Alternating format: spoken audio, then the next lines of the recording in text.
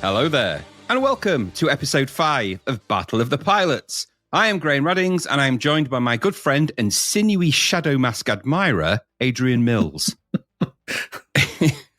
In this podcast... Yeah. Okay.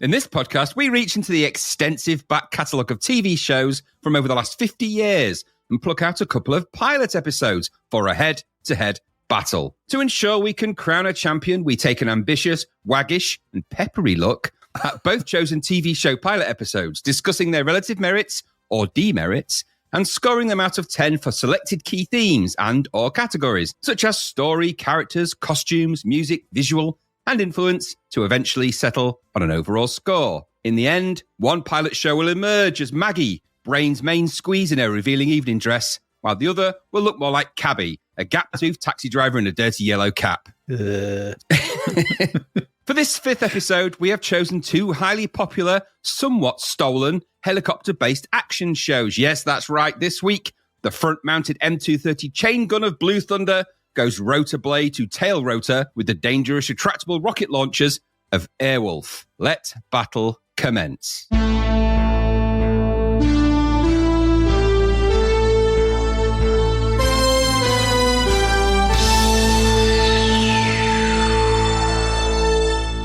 Indeed it does. Indeed it does. Airwolf versus Blue Thunder. It's an interesting pairing. I know. Well, you know, it had to be done. We've been putting it off. We could have called this Battle of the Choppers, but we don't want to call it that because put that on a podcast and put that in Google, bad things are going to happen out there. Bad things. You're going to get. You may get things. You may see things you can't unsee. Yeah, and people come along expecting something else and be highly disappointed. Probably that's not what we're discussing. Absolutely. So, as is the normal way we do this, we have chosen a series of categories for this particular Battle of the Pilots. We've chosen story, characters, vehicle and stunts, music and sound effects, cinematography, and reception/influence. Those are our categories. We're going to go through these TV shows and see how they handle it and how they compare with each other. They were very closely related in some ways, these things. And just to that end, actually, I'll leave it to you, Adrian, to just give us a little bit of the TLDR of what the hell these shows are even about for those people that don't know what the hell we're talking about. And there might be some. There could very well be some. For the people who are listening, Airwolf and Blue Thunder, these are the synopses written by that ever stalwart and citable website, Wikipedia. Airwolf is an American action military drama television series. Action military drama. Can't wait to sell it. That goes somewhere. It's like, okay, anything else? It centers on a high-technology attack helicopter codenamed Airwolf and its crew. They undertake various exotic missions, many involving espionage with a Cold War theme. It was created by Donald P. Belisario and was produced over 4 seasons, running from January 22nd, 1984 until August 7th, 1987. The series ran for 55 episodes on CBS in the United States in 1984 through 1986, and there are an additional 24 episodes with a new cast and production company aired on the USA Network in 1987 for a total of 79 episodes. Ooh. Yes. So it got cancelled, basically, and then someone else went, we'll keep making it with completely different people and all the footage you filmed for the first load of episodes for half the money. Sold. That's what happened. Blue Thunder, on the other hand, well, Blue Thunder started off as a film. And it was originally a 1983 American action thriller from Columbia Pictures, produced by Gordon Carroll, Phil Feldman, and Andrew Fogelson, and was directed by John Badham. It starred Roy Scheider, Warren Oates, and Daniel Stern, I think, who you may know from what is one of the baddies from Home Alone. Of course, yeah, that's right. He's one of the. He's the other one. He's not Joe Pesci. yeah, it's the other one. It's the other one, and it also starred Malcolm McDowell as well. It did indeed. Famously, Malcolm McDowell hated flying, and he signed up. Originally, the film was supposed to star Brian Brown in the baddies role, but he couldn't take it because he was filming something else. So it went. Malcolm McDowell accepted it and said yes, but didn't realise it was a film about flying helicopters, and he hates flying and won't get in an aeroplane or anything. It's like BA. It's like a living BA. Baracus. He's like, well, fool. Why have I signed up for a film on an helicopter? Okay, well, he's quite a well-spoken Englishman, isn't he? He's a big, I'm not getting into that helicopter. Absolutely. but again, he did actually film it. He did. I suppose those grimaces on his face towards the end when he's actually up in the helicopter, they're real. Because he's like, that's for reals, yeah. Yeah, I don't like it. Roy Scheider also accepted the part as well because he didn't want to be cast in Jaws 3. He wanted to be filming something else so that they couldn't come get him. He wanted to be in a helicopter in the sky away from the sea. Yeah, far away from the shit that is Jaws 3. Anyway, there you go. That's the film. The TV show, the Blue Thunder TV show, is an American action drama television series based on the movie of the same title. Based on? Really? It's about as much based on as the video game we looked at recently. That aired on ABC from January 6th until April 16th, 1984, featuring the Blue Thunder helicopter. I mean, that's not a thing. It's not a thing at all, It was a thing that was made for a film. It's not real. Yeah. This was actually a mid-season replacement. Ooh, 11 episodes were made before the series was cancelled by ABC due to low ratings. And this was it was on a hiding to nothing. It was put up against Dallas. Yeah, that isn't a good thing to do. It's not when it would have to be stellar entertainment to be up against the powerhouse of Dallas back then. Yeah, and as we've probably come to see, Blue Thunder is not something I would describe as a powerhouse of entertainment. So, yeah. No, nobody was tuning out of Dallas to watch that. Turn Dallas off. Bloody Blue Thunder Song, what are you doing? Blue Thunder Song with that catchy theme tune. Now, here's a question I had for you, actually, just while you're on this subject. Do you know what channels they were on in the UK, both of them? Because I think Airwolf was ITV, wasn't it, I think? I believe Airwolf was ITV. I think, I've got a feelling Blue Thunder was BBC. I feel, makes sense. But I could be wrong. It would have been cheap, so it's the BBC. It probably was, yeah. Yeah. It feels like the Blake 7 and Space 1999 episode all over again, if I'm perfectly honest. Yeah, a little bit. Anyway, the first episode of Blue Thunder is called Second Thunder. Stupid. Oh, new originals. We're the new originals. And then we saw that was called Blue Thunder. We thought, should we call ourselves Blue Thunder 2? No, just Second Thunder. Second Thunder. So, and we have to sort of state, I mean, we'll come to it anyway. We'll come to it when we go through the story. And I'm sure you'll mention possibly the end of the film. Yes, of course. I will be mentioning some of that, and also some of the few of the trinkets and tippets. And by the way, Second Thunder could also be I would describe as the second wave of farting you used to do in my bedroom. So you'd have the first thunder, and then there'd be Second Thunder, without a doubt. Absolutely, yeah. Or it sounds like a sort of the person they couldn't get for like Rocky 3. Just want to clarify, by the way, on that statement. He did this when we were teenagers. He doesn't come into my bedroom now and just fart in the middle of the day or anything. That would be a bit weird for everybody. That he knows of. Yeah. Oh, does he? Yeah.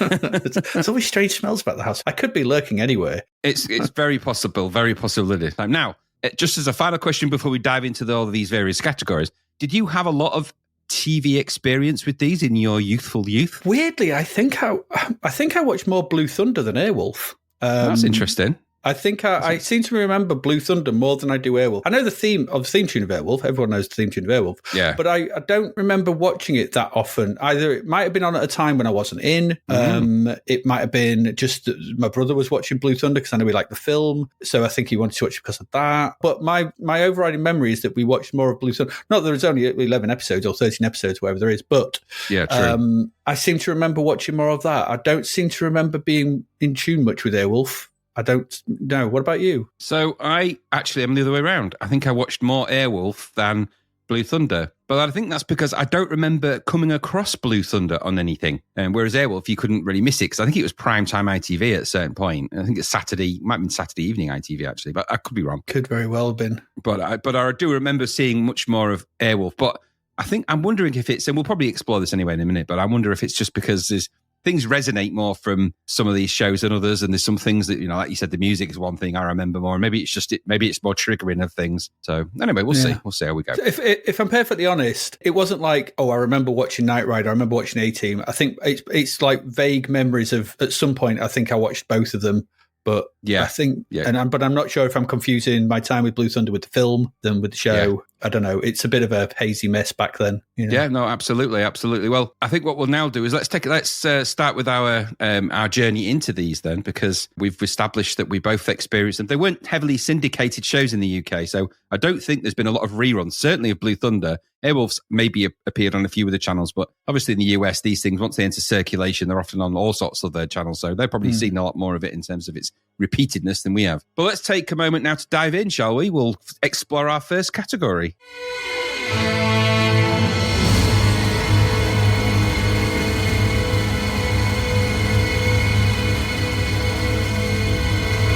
And our first category is the story and characters of each of these. And this begins with you, Adrian, and your dive into the stories of Airwolf. Let me tell you, Graham, of the story of a man, a morose man. He's a miserable shitbag, isn't he? Well, he's got reasons. A man called Stringfellow Hawk, played by Jan-Michel Vincent. Jan-Michel Vincent. As Redford was having feet. A man called Stringfellow Hawk. For that is also the story of Airwolf. More accurately, though, our story starts in the canyons of California, where a new helicopter called Airwolf is being demonstrated to a senator who's more bothered about the lack of cream cheese than the state-of-the-art combat vehicle he is here to see. And then when he does get cream cheese, so he's weird. Like, it's pink. And she's like, it's salmon. Like, God, this is weird. Who wrote this script? Somebody who really likes cream cheese and bagels, Salmon cream cheese, yeah. Anyway, head of the project and the firm, a shadowy corporation, which I think is affiliated to the CIA in some way. It's never really explained. It's just the firm. Anyway, head of the project and the firm, Archangel, played by Alex Cord, wearer of nothing but white suits, berates him and tells him this is no normal helicopter. This is Airwolf. God damn it. Anyway, after showing off what it can do by flying around and blowing some stuff up, which it does, it returns to base. And it turns out the creator of Airwolf, one Professor Moffat, played by David Hemmings, there's a bit of a beef. He's got a bit of a beef with the senator over Project Proteus, which was cancelled in the 70s. I don't know what Project Proteus was. It's never alluded to, but it's certainly enough to have rankled Professor Moffat. Isn't that the name of the talking computer in Demon Seed? That's called Proteus. Maybe it is called Proteus, yeah. You came in and you busted up my computer. I was using that to terrorise a woman, which would go a long way to explaining a lot of this episode. But there we go. Hang on, we'll come to that. He's got so much of a beef that he blows the hell out of everything, killing the senator and making off with Airwolf to Libya for reasons. I don't know. Reasons. He just buggers off to Libya. But there's confusion about this because then it says it's sort of face of black. We think the senator's dead. He's actually not. He's just injured. Actually, no, the senator is dead, and Archangel is injured. So he gets his limp, I think. Yes. 3 months later, Stringfellow Hawk is playing a cello on a jetty on a lake with his dog, whilst an eagle flies overhead. When I woke up today, I never thought I'd be saying that sentence, but there you go. Its reverie is broken by Archangel turning up in another cool white suit, accompanied by Gabrielle Adameur, who's played by Belinda Bauer, who is there for reasons. There's a lot of people, there's a lot of this goes along with things are just happening for reasons that I'm not quite sure of. So also, true. as well, he's annoyed as well because when they turn up sort of thing, they nearly kill the eagle, which is, which is ironic. Entering his cabin, we find that this body warmer wearing lumberjack shirted man knows his wine and has priceless art adorning his walls. How? Because his grandfather put it there, supposedly, which we find out a bit later. But this is like the originals. These things would be worth millions, or they're stolen. Like, what's going on? Why? Anyway. Who knows? Anyway, he's offered the job by Archangel and Gabrielle of recovering Airwolf for a cool $1 million. Take the money and run. She tells him that the Airwolf was stolen 5 weeks prior, but this is 3 months later. Error. I can only assume that Moffat just sat around in the desert for 7 weeks after blowing up the senator. Should we go somewhere? I've got to wait for a call from Libya. Then we can go there. What's he doing? Just doing stuff in the desert. Yeah, just flying around, doing stuff, Just, having adventures. The unseen Airwolf adventures of those 7 weeks. Exactly. I sense a spin-off. The Moffat years. Anyway, over the next few days, Gabrielle wears a combo of dinner dresses and very little. Yeah. I don't understand. I do not understand what's going on here. She gets out she flies the helicopter in. She's wearing a jumpsuit, an all-white jumpsuit, because obviously Archangel got it for her. That's the uniform. He has no colour apart from white. And then the next thing you see is she's in an all-white dinner dress. And also as well at this bit, she's getting a dress looked up by the dog. It's really weird, that bit. She sort of claims that Stringfellow Hawk has trained the dog to do this. What is going on? It's very odd. Anyway, Archangel, though, has changed into a white jumper and jeans combo. Very swish. Stringfellow looks more morose and miserable, but he starts to fall for her. And we find out that Hawk's parents died when he was younger, and his brother was lost in Vietnam, and the love of his life also died in a car crash earlier. So he's just like buggered off to a remote cabin because he don't want to know anyone anymore. Yeah. His own private art gallery. Yeah. and wine repository, which is just bought by Ernest Borgnine, as we'll find out later. He just gives him this cheap wine. 78, mate. I don't know. Meanwhile, off on a Hollywood backlot, we're introduced to Dominic Santini. Yay. Played by Ernest Borgnine, where he and Hawk earn money flying helicopters for films. Okay. That's what they do. That's how they get the cash. You've got to earn the money to buy those paintings somehow, haven't you? And his cello strings ain't going to pay for themselves, are they? That's true, and they snap regularly, especially playing them out by a lake. All that moisture, not good for him. Off in Libya, we see Moffat hanging around a pool and shooting objects out of a young man's hand. Him and that gun. Before he's asked to blow up some French fighter planes with Airwolf, which he goes off and does. He goes, all right. Proclaiming another victory, as he says, for Gaddafi's revolutionary forces in Chad. There's a lot of Gaddafi hate in this, isn't there? What is that? Why are they in Chad? I thought we were in Libya. What do I know? Back in the States, Hawk and Santini discuss the job, and then Hawk discusses it with Gabrielle. There's a lot of discussion goes on in this, the first hour of this. But there's so much talking. There's so mumbly discussion. Yeah, it's just talking in the cabin about stuff. Yeah, cryptic shit, yeah. We're then back in Libya, where it transpires that all female spies have to take a job as go-go dancers in the only bar there. That's what happens. You're a spy. There's only one role for you. Go shake your stuff in that bar where it's clear you're a spy. They must have just gone through them, thousands of them. Moffat and his military supervisor, Major Mufta Ben Kamal, played by Frank Anness, discuss women. And it's a bit grim and misogynistic, if I'm perfectly honest. Very. Yeah. Back in the States, Hawk and Gabrielle go fishing. Seriously, just take the job and get this bloody episode started. Yeah. God's sake, go rest. When do we get into the fireworks factory? It's the second time earlier on he just picks up a fishing rod, doesn't he? He goes, I'm going to have to get another fish now. Yeah, there's two. I didn't think it was two. I'm going to have to go get another bass or something. Yeah, he just goes off and gets another fish. It's like, for God's sake. Yeah. But over in Libya, Moffat blows up a US Navy destroyer for reasons. I think he just hates America. I don't know. Because he was just buzzing a boat and then just goes, oh, there's a destroyer. Death to you. Meanwhile, Hawk has more cello to play on his jetty for Gabrielle and his dog. For God's sake. Before Santini turns up with some food. This is the most boring stuff. You promised me Airwolf, helicopter bombing, and cool. Obviously, we've seen the Libya stuff, but oh Lord, we've seen a miserable man cook a fish. And we're 55 minutes into the show at this point. Unbelievable. Santini and Hawk agree to take the job and head back to his house. They go on a quick flight. Archangel is back at the house, so Hawk punches him for bringing Gabrielle to the house. Because he said, "Oh, you got her to sort of woo me." And he's like, "Punch, take that." And his hair goes a bit. Him out, doesn't he? Yeah. And his hair and Jean-Michel Vincent's hair goes a bit crazy. It does. He gets really heavy at the front. After 58 minutes, we're on to the mission. Finally, this is 90 minutes long, so we've got 30. Well over two-thirds of this is nothing. It's him going, cello. Cello. Yeah. We're on to the mission, and Hawk and Santini head off to Libya independently, with no plan to meet up. Because when they do meet up, it's like, "Hey, it's me." It's like, oh, it's weird. Did you not think to make a plan to meet up? Make a plan, damn it! You can't just do what they've got to do without a plan. You can't just waltz in there. Yeah, Libya's a big place. Unbeknownst to Hawk, the previous spy dancer was killed by Moffat. We know this because he said he's going to kill her or something like that. So they sent another one, Gabrielle, who is now also a dancer in the same bar. Doing the same dance, because that's all we can do. We're now over an hour in, and Gabrielle's dancing in a bar, and Hawk turns up somehow in the back room. How did he get there? It must be really easy for Americans to travel freely around Libya in the 80s. Yeah, especially in the go-go bars. Yeah, just like there's Americans everywhere in Libya. They were well welcomed. They were welcomed. Just like, Americans, come over. Yeah. Like, anyway, yeah, come over. She provides him with some intel and then promises not to die. Forewarning. Yeah. Heavy foreshadowing happens. They made plans. Oh dear. They hug. It is emotional. Is what I've written here. He's not. On the way home, Hawk bumps into Santini, which is lucky. Literally just bumps into him in a car, doesn't he? Yeah. It also transpires they're on a time limit to make off with Airwolf, and within 4 hours, jets are heading in to blow it all to Kingdom Come. Stupid. Gabrielle is then picked up by Moffat and the Major for being a spy. Well, of course she is, because she's a go-go dancer at the bar, and that's only populated by spies.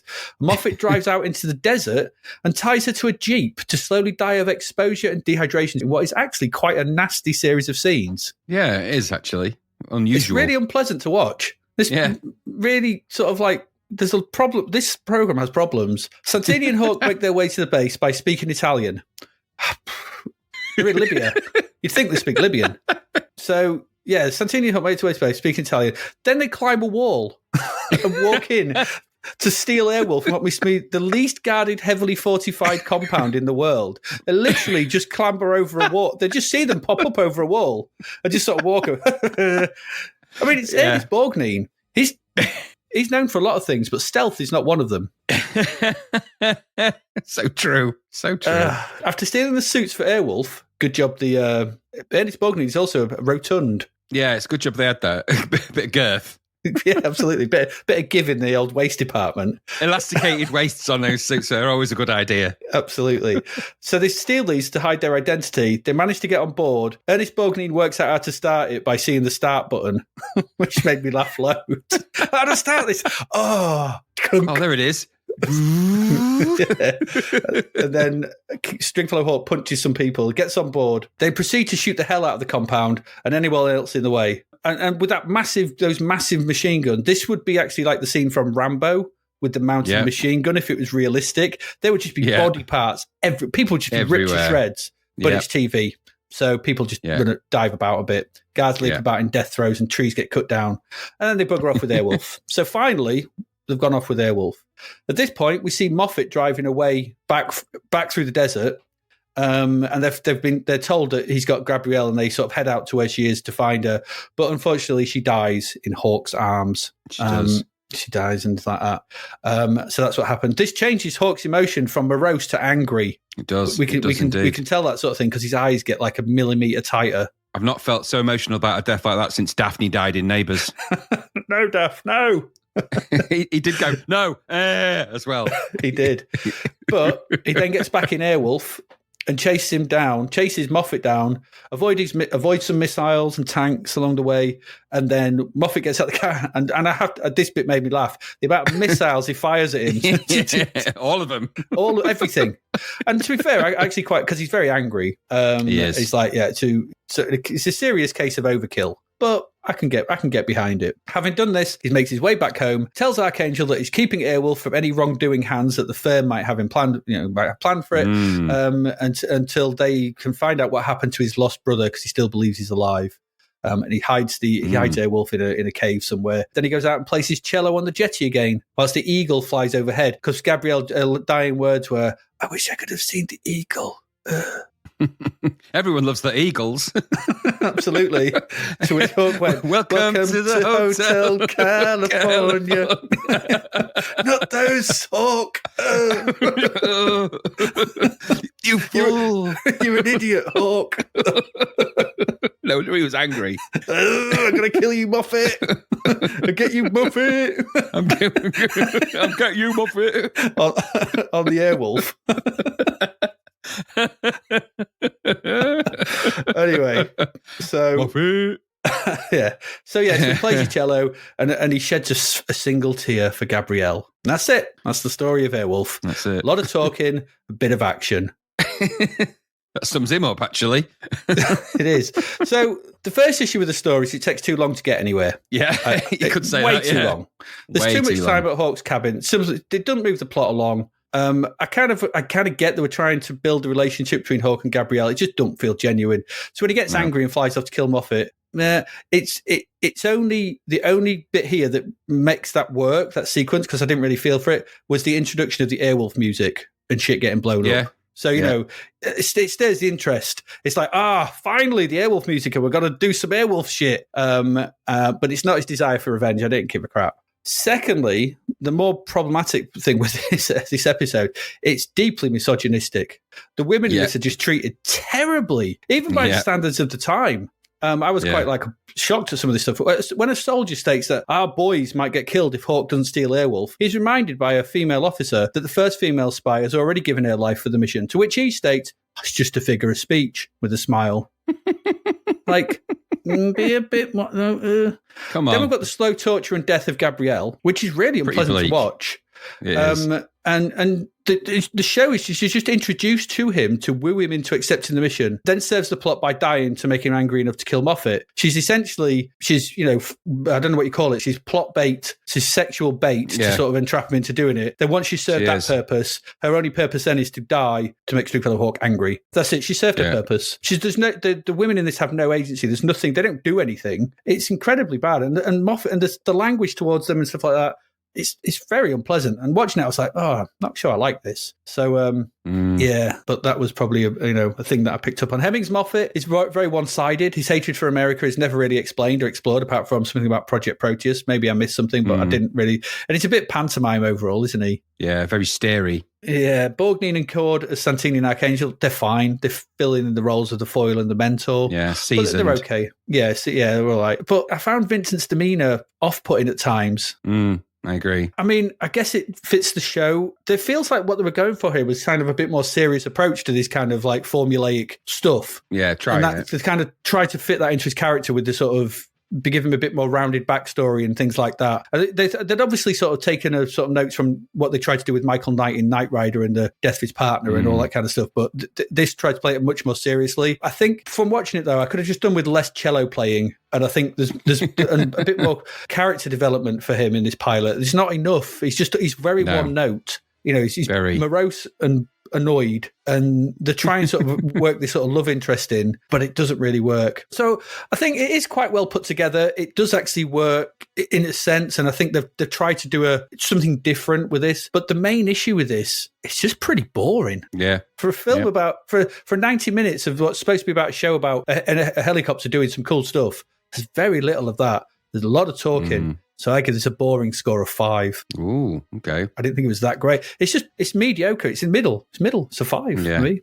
It is bang in the middle, What did you think? It's just, nothing to add other than I agree with you entirely. I think the chief problems are exactly as you described with the story and characters of Airwolf, in that the characters are, the villain is the villain, fine. I get that. And he's he does ham it up a bit. It's the guy from Deep Red, isn't it? The old horror film, Deep Red, I think he's in that. Yeah, David Hemmings, yeah. So he's, he's not a bad actor in that kind of role. And he does okay in it. It's mysterious why he suddenly decides to start, doing what he does and becomes the evil villain. And he just decides, to sort of do really strange things, just fire guns at things. It did make me laugh that his entire plan to take down Airwolf was to shoot a bullet with a revolver into a tailpipe that's the size of a hose.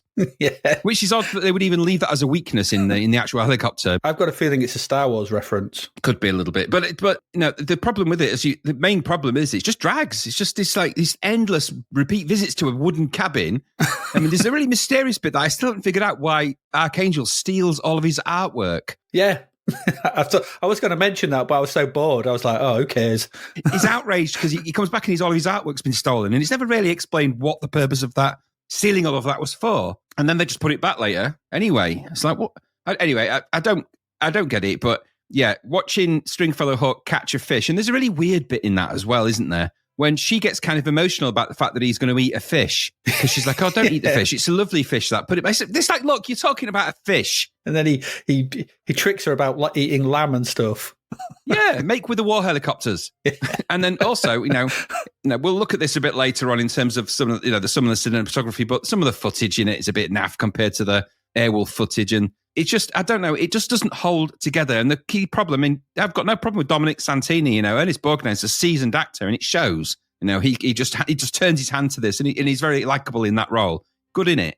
And Alex Cord is pretty good as Archangel. You know, even though he is a kind of that guy out of the Marvel movies, isn't he, with the eye patch and all the rest of it and all that kind of thing. So he is Nick Fury. So he's a Nick Fury kind of character. There's a little bit of that, I think.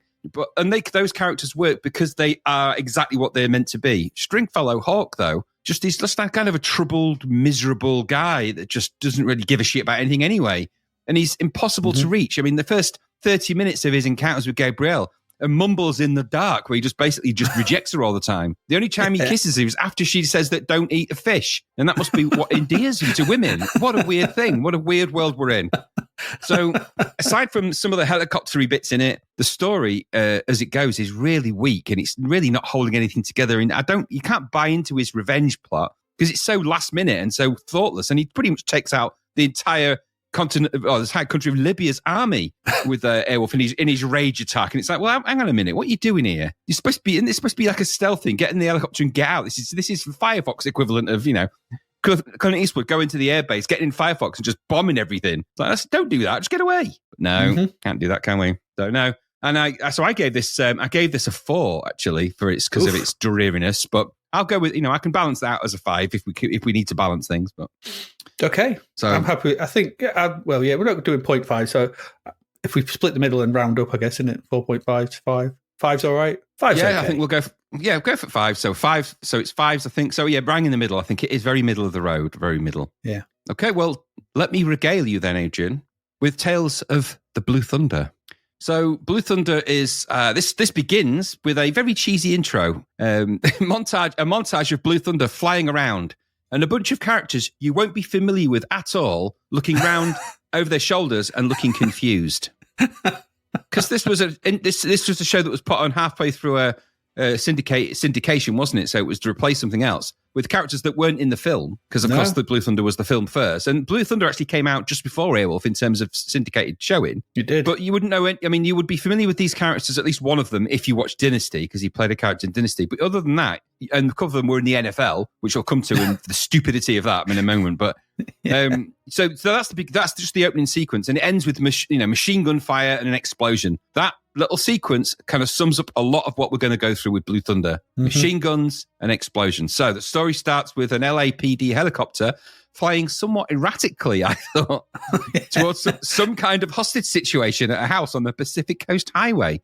which is probably Malibu, if there's any houses there to be on there, because mostly the Pacific Coast Highway is A, about 300 or 400 miles long, and B, maybe longer, and B, it's mostly rocky coastline and with a few sort of bits on the side. So anyway, so apparently there's a hostage situation down there. Luckily, the helicopter knows where that is. And the suspect is trying to escape from the house. So why radio that to the helicopter that can't do anything about that? Radio that to the people on the ground who can actually stop that. Anyway, then the police chopper is attacked mysteriously out the blue and shot down by some kind of aeroplane. There's an explosion and then the plane flies away. Okay. What's all that about? No one knows. No one knows at this point. Then we cut to 2 characters inside some kind of van. So this is Bubba Kelsey, who's played by Bubba Smith, and I have to say his name. This is Ski Butowski, played by Dick Butkiss. Butowski. His name's Punchowski, Punchowski. Ski Butowski. Mr. Punchowski. It's played by Dick Butkiss. Honestly, that's a real name. Anyway, they're transporting a computerized databank system / ground support to some kind of planned military hardware demonstration, very similar to what we were seeing in the beginning of Airwolf, really. Now, this demo, set up by Apex, some kind of federal agency that is in charge of the Blue Thunder unit, and hosted by Captain Ed Braddock, played by Sandy McPeak, and Major McLove. You can't make these names up, can you? Major McLove is his name. Although he says, I'm Major McLove. But it's spelled McLove. He is McLovin. He's actually McLovin. Anyway, Major McLove. He's played by Robert Balderson. And the aim seems to be impress a small crowd of people, possibly helicopter enthusiasts, some military. There's Navy officers in there. There's cosplay. I think it might be cosplay. I've just got the impression that they just went, right, grab all the uniforms from that cupboard, put them on. This is some kind of event. I'm like, well, hang on a minute. I'm a woman. I'm in the women's naval outfit, an officer. Anyway. What am I doing here? Anyway, so Why would I be here? Anyway, the aim, it seems to be impress this crowd of people, possibly, like I say, helicopter enthusiasts, but mainly Senator Dudley Martin. That's a guy called David Wiley. Now, last thing I remember seeing him in was the film Society, where he was shunting somebody. And I don't want to think about that again, but that was him. Probably not. And that's basically trying to impress him so he can find and secure some additional kind of funding. For what? It's never explained. For what purpose and why and how this would impress him, it's never explained. It is what it is. Mm-hmm. By the way, the two officers in the van, that's Kelsey and Potofsky. And that's the one with the computerized data bank system. Just computer. It is the 80s, remember? It's the early 80s. The sound effects in this demanded. So they turn out to be the ground support element of Blue Thunder, a unit known as Rolling Thunder. Okay. Whose purpose is not really revealed at any point. No. There's just ground crew that follow them about. Difficult as well. Whenever they're driving in their van, it's always bouncing around on bad terrain. It's got terrible suspension. It really has. Then Blue Thunder, and described, quote unquote, the most awesome helicopter ever built. That was Major McLove that said that. Come on, McLove. You could do better than that. Anyway, it's revealed. And then it noisily hovers over the crowd, making sure no one can hear a thing for at least 5 minutes. Because they're really loud helicopters. Yeah. And then it proceeds to destroy some kind of mock fake village with lots of bullets and explosions. An example of its crazy firepower, it would seem. And then it's some of these features are described by the Captain Braddock. 20mm electric cannons that fire 6,000 rounds of ammo per minute. Now, let me just stop right there. That's a lot of ammo to carry and a lot of weight for a helicopter. Isn't it? You are carrying a lot of bullets. It's unbelievable. Then Blue Thunder shows off its accuracy, and it starts to get weird here, by the way, by only shooting the red person-shaped targets and associated stuff, leaving the white person-shaped targets unharmed. Cue more guns, explosions, targets getting shot, and white and red targets blowing up all over the place. But nobody seems to do too much about that. And it was also a scene. It was a scene that was cut from the film when they actually cut and re-edited it from the film to make it less dangerous looking and more gung-ho, go for it kind of thing. Anyway, we'll come back to that. Yeah. So we're also told that Blue Thunder has the most sophisticated surveillance system outside of science fiction. This includes such technologies as an info thermograph, pilot night vision sensor system, laser spot tracker, airborne video record and playback unit for those nights where it's lonely, I'm guessing. High-intensity microphones, air-to-ground speakers. Like, what? What is this? You're going to put a gig? Direct view optics. Rotor noise repression. Okay, whisper mode. And then in a really weird tech display, they show they can read a business card from a long way away. And hear about a football result or something as well. Yeah, exactly. So they show off it's high surveillance capabilities, but because it can read business cards and listen to things from quite a way away, foreshadowing heavily the things that it's going to do. So it's going to do those things. Yeah. Then it gets even weirder when Captain Braddock announces that Kelsey and Potofsky were somehow recruited into the Blue Thunder unit from the NFL. I mean, I'm like, what? Why? Why would they be recruited? Why would you recruit two ex-NFL? He gets dragged into an office one day. Go, do you know what? We haven't got enough people working from here. We've got men, we've got women. We've not got enough ex-NFL players. And the weird thing is, they actually are or were real NFL players, both of them. So they actually were in the NFL. So they played it in the teams they're joking about. One was in the Chicago Bears, I think. I forget the other one. And Bubba is called Bubba. And he actually is. Yeah, they're real NFL people, which explains why they can't act for shit. No. And why they just talk about American football all the time or football all the time. Anyway, it seems weird that would be a career progression route when they come to the end of your career in the NFL. What do you want to do with yourself? You don't want to retire? Do you want to be a sports commentator? A secret Rolling Thunder pilot for an armed helicopter unit in the quasi-military? Yeah, that sounds pretty good. We'll do that. Yeah. It seems the whole demo was to announce that Blue Thunder is being assigned to support the LAPD because of the recent air attacks on their helicopters and because, and I quote, they don't have any time to waste. Time that they do waste a lot of, let me tell you. Just got to do it the right way. Then we briefly meet the Blue Thunder pilot, Frank Chaney. He's played by James Farentino.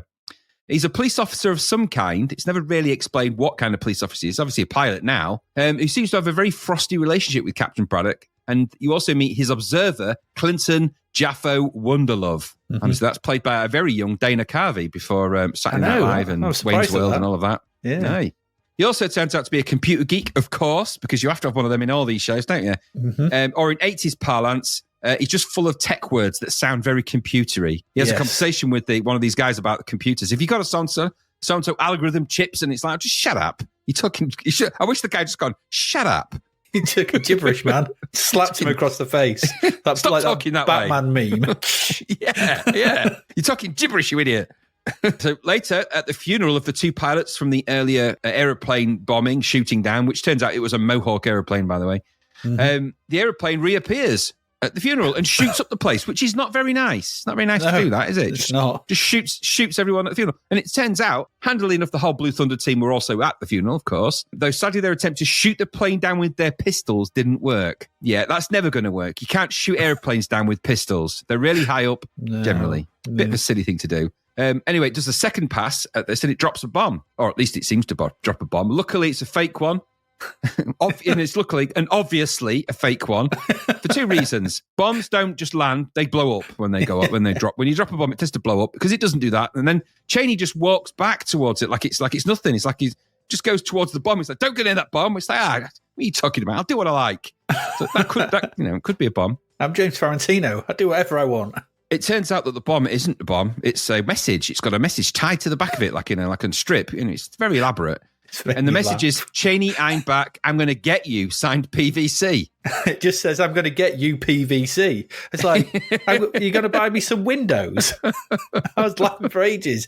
I'm back and I'm going to get you some new windows. Your ones at your house are rubbish. Just what? PVC? What? Is it possible? Could it be about windows? Who is PVC? What's it all about? Who knows? Why did he shoot up somebody's funeral? Did you get the impression that we're supposed to know? Because I did. I thought the show expected us to know who these people were. Well, I think this, because it's leaning into some of the stuff from the film, nothing really tangible about there's that. nothing about this in the film. No, but maybe there's that. I think there's just some alignments of characters. But I don't know. Maybe. I don't know. But you don't. That's the key thing. You no idea who this is at this point. But luckily, in the next scene, they just happen to be having a little coffee break, so they talk about it, which tends to happen in this a lot. Yeah. So it turns out that PVC is an old narc informant that worked with Cheney sometime before, helping him bust drug traffickers. But then he learned all about drug trafficking and turned into one. And then he turned on the department and started... He did a night course. And then... in drug trafficking. We should never have paid for that course. And then he says that he was trafficking drugs right under their noses, which I would assume if he did that was probably quite addictive. Somehow he ended up killing Cheney's previous partner for reasons. And so Cheney chased him down at that time, blew his plane up and killed him in an angry exchange where he broke the rules, because he's a rule breaker. He is a rule breaker. And we have to remember that. Well, he killed him, or so he thought anyway. Of course, he hasn't killed him, has he?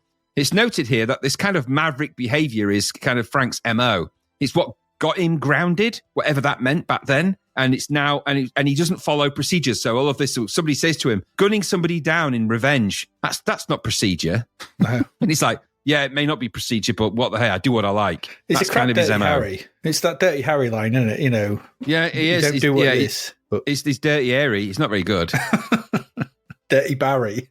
Then while they're all stood there having this chat, handily, while they're all stood having this chat about PVC, he rings them on the phone like he does. He knows they're in there.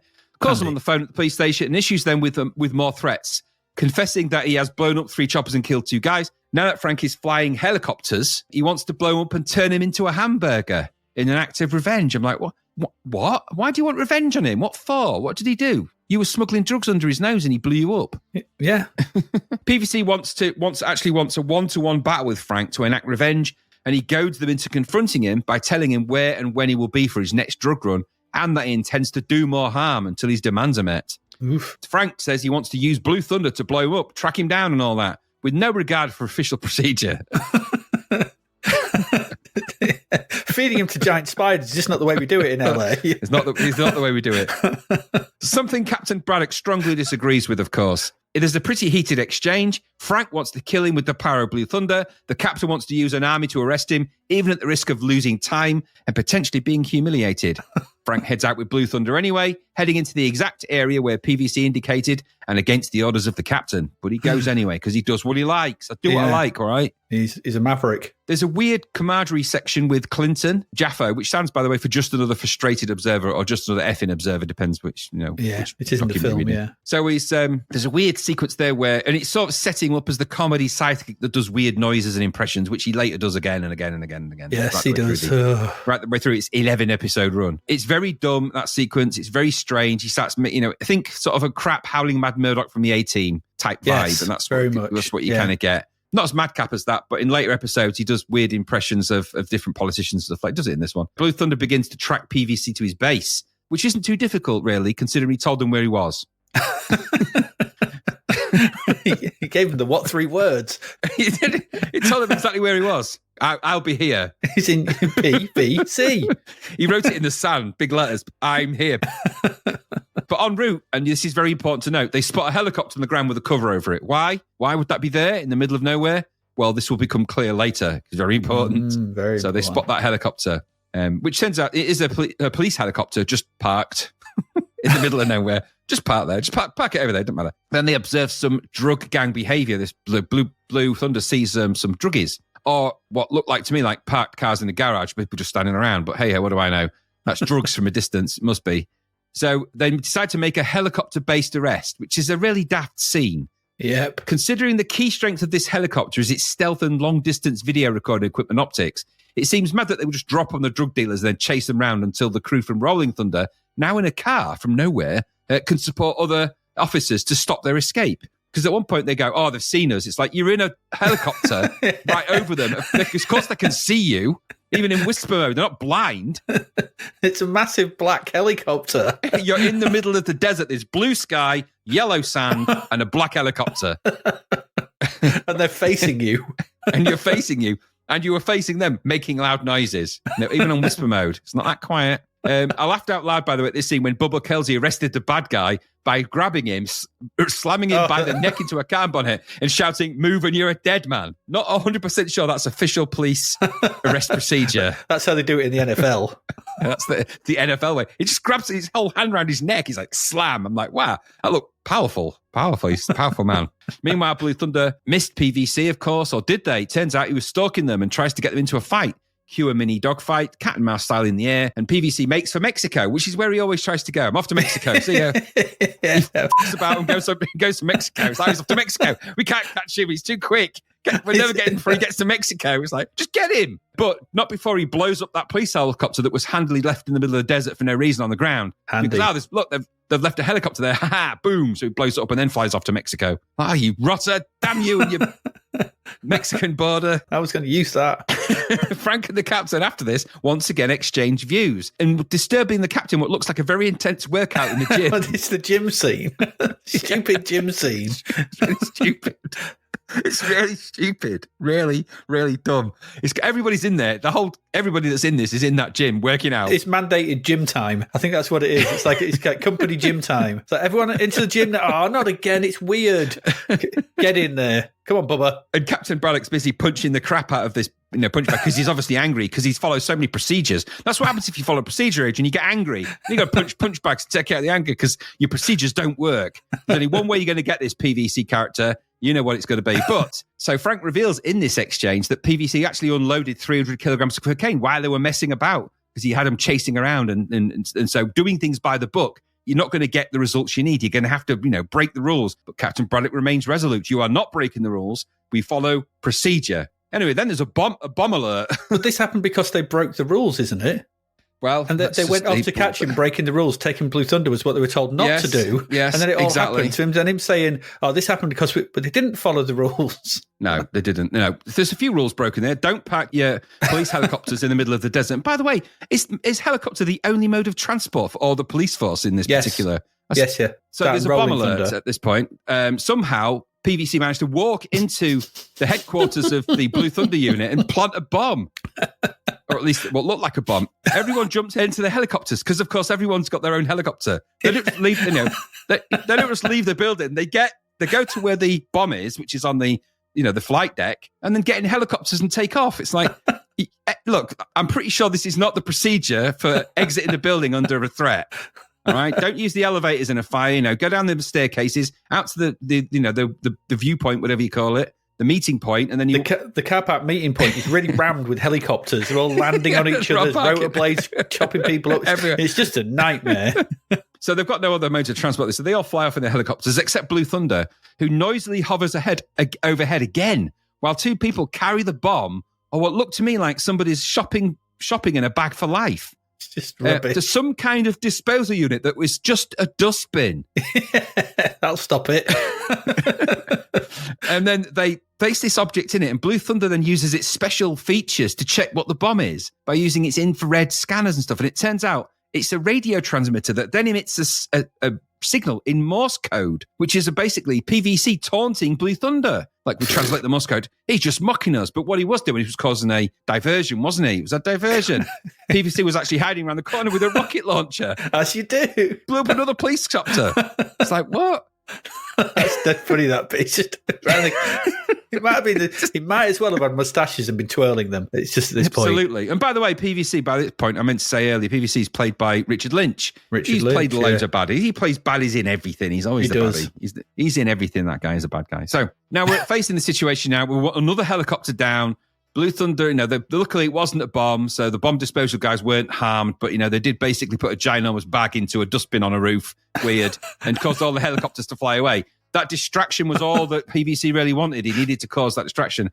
Frank and Clinton, at this point, decide to take matters in their own hands. Never mind procedures. They're taking it into their own hands, and they set a trap for PVC, with Clinton doing weird impressions while they're playing it all the time. So annoying. Yep. So is there anything more? And nobody in the UK would know who they were anyway, so bah. So they plan this kind of attack trap, and they set themselves up with rockets and weapons on the ground for reasons I don't understand. They turn up, the Rolling Thunder team turn up with a load of rockets, and it's like, where do you get those from? He goes, rockets are us. Yeah. But no, where do you get them? You've stolen military hardware. You've just turned up with a rocket launcher. And it's the way one of them has the rocket launcher, and then Buttkiss pulls out his missile and goes, hey, look what I've got. And he's waving it around. It's like, that's fucking dangerous. What are you doing? That's an explosive device. You're waving it around like it's a pen. Put it down carefully, you fools.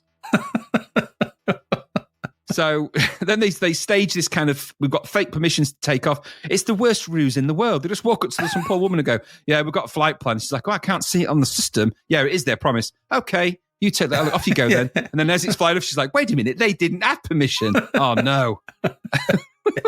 So stupid, pointless. Why don't even need that scene? It's rubbish. Well, it's got to have a woman in it somewhere. That's what it is. Yeah, honestly, literally, I've come back to this. The final kick in the teeth for her. Inevitably, PVC is in his aeroplane and Frank is in Blue Thunder, and they meet in the skies to settle their differences once and for all. Frank with revenge on his mind, PVC with some kind of air-to-air missiles, and which they sort of exchange threats.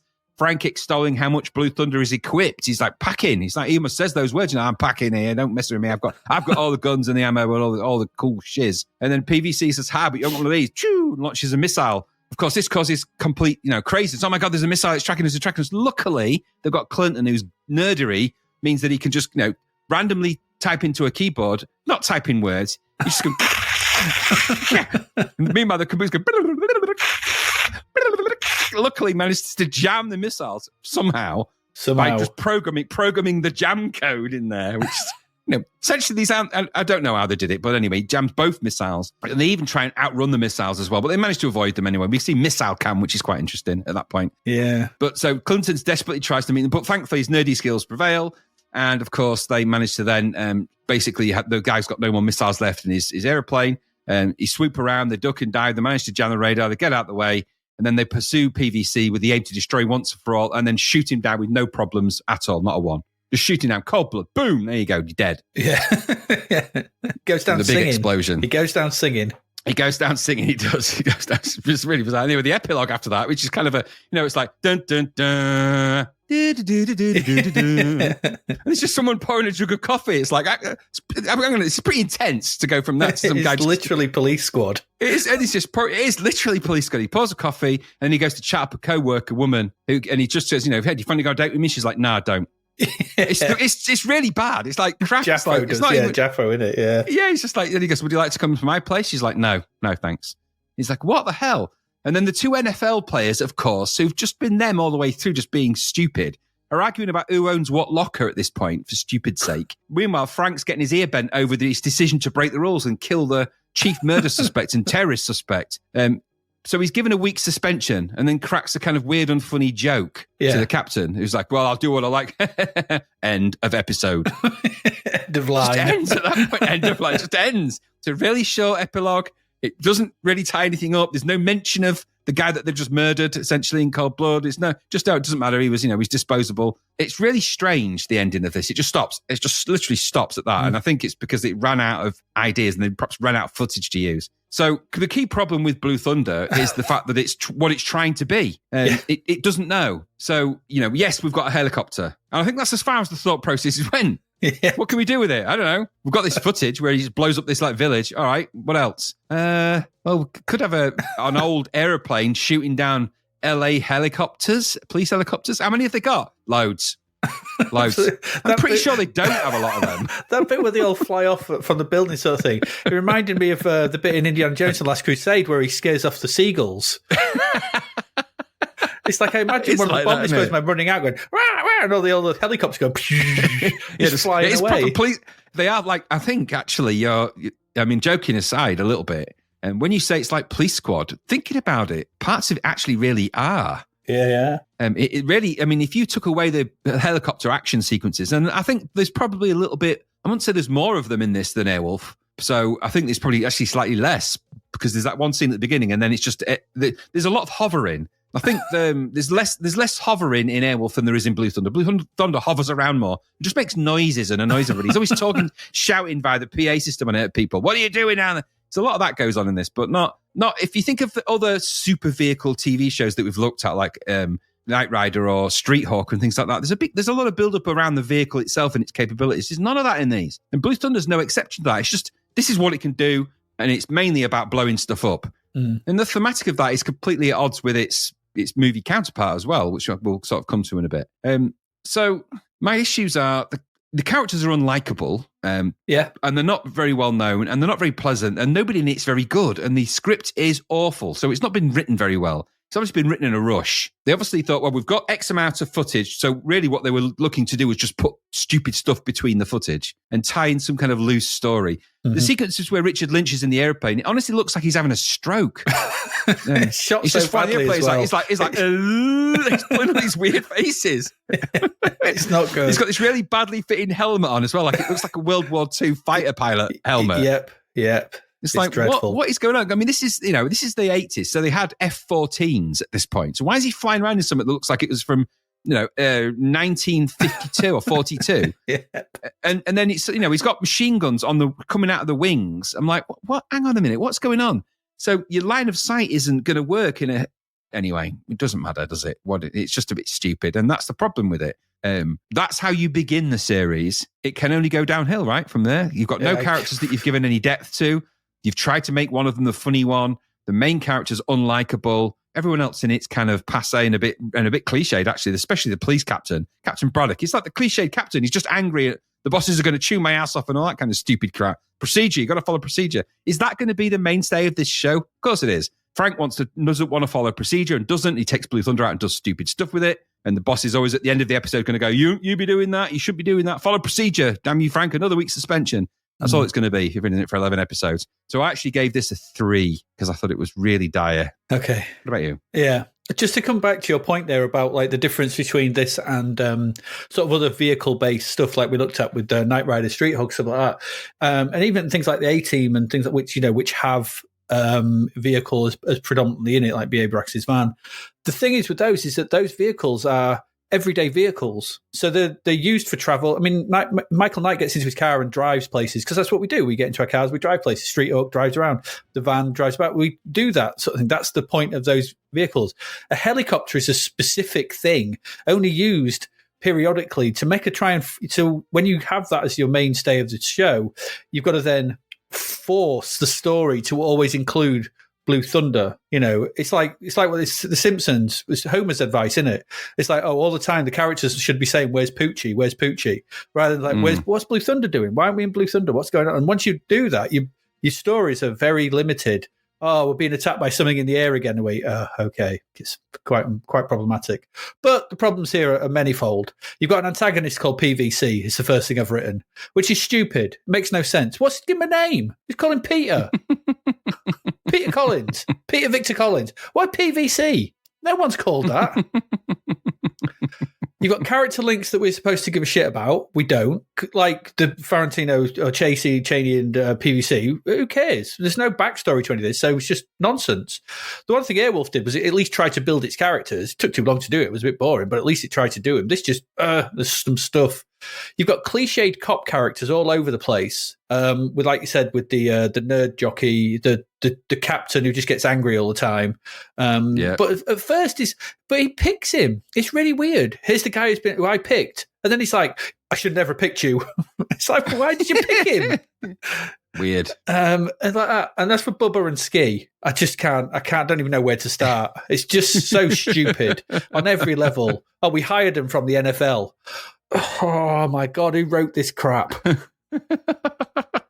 The story makes very little sense. A rubbish plane is blowing up police helicopters and flying in from Mexico. It would have just been taken down by the American Air Force. It would. Within about 5 minutes. As soon as an unidentified object's flying over LA, they'd be like, and as soon as it shot down one helicopter, it had been blown the crap out of by scrambled F-14s from somewhere.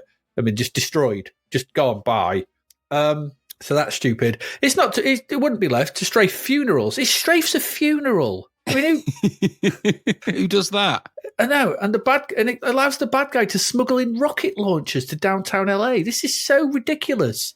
It's beyond the realms of belief. It is Police Squad level of plotting. Yeah. But then we've got James Farentino, who he's no Roy Scheider. He's no Roy Schneider, is he? No, he's just not. No. He's a cut price Roy Schneider. He's an Aldi Schneider.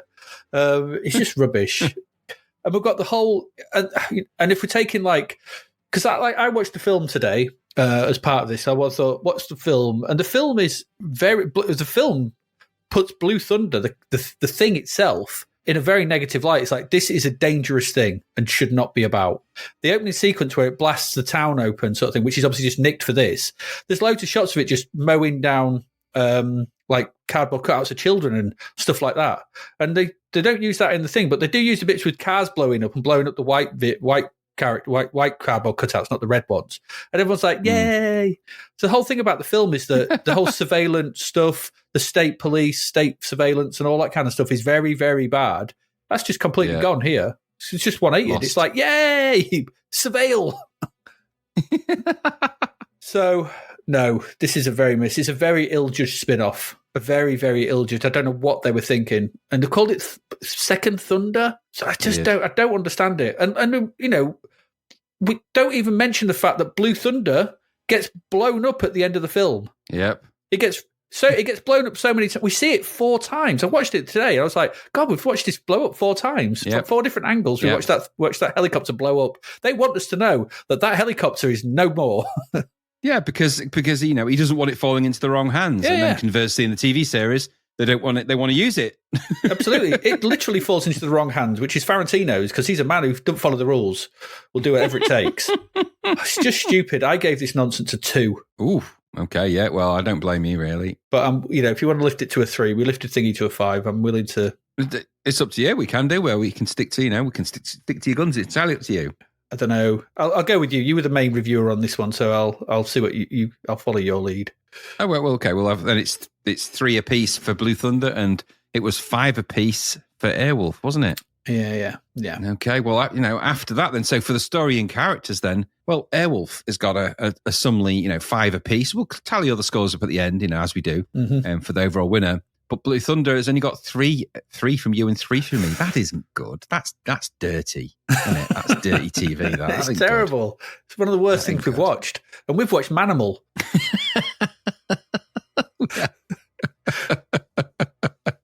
Oh dear. I think we need a break after that. Yeah, I think. Well, I need to nip off in Blue Thunder and just blow some stuff up, which is against the rules. But I beat my own drum, and you've got to go and play a cello to an eagle. I was going to say, yeah, absolutely. That cello ain't playing itself. Calling all jam Michael Vincents. Yeah, exactly. This January, prepare to Michael your Vincents. Anyway, we'll leave it there then. We'll take a little break and we'll be back shortly after this quiet period of rest. Enjoy the cello music of Adrian and the flight of the eagle.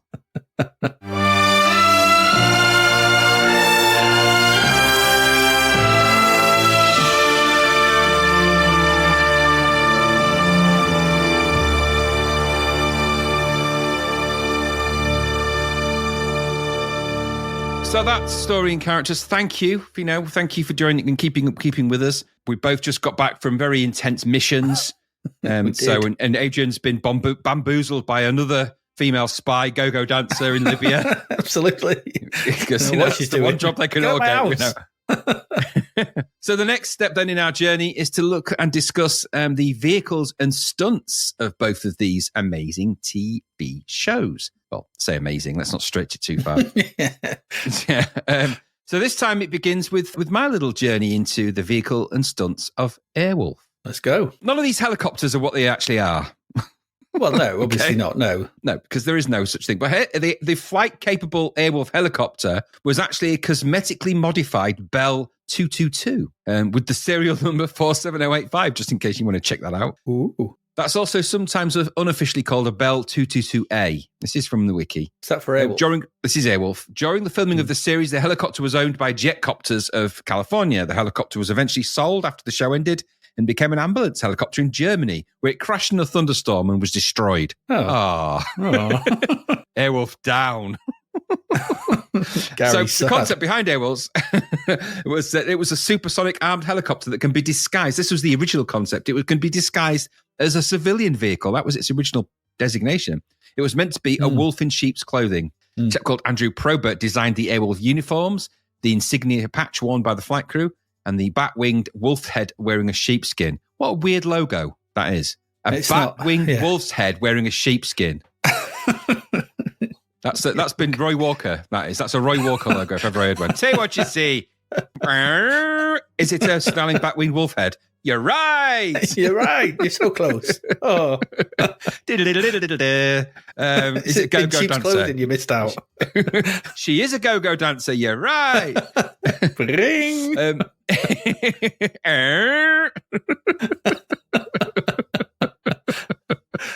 Oh dear, bring back catchphrase.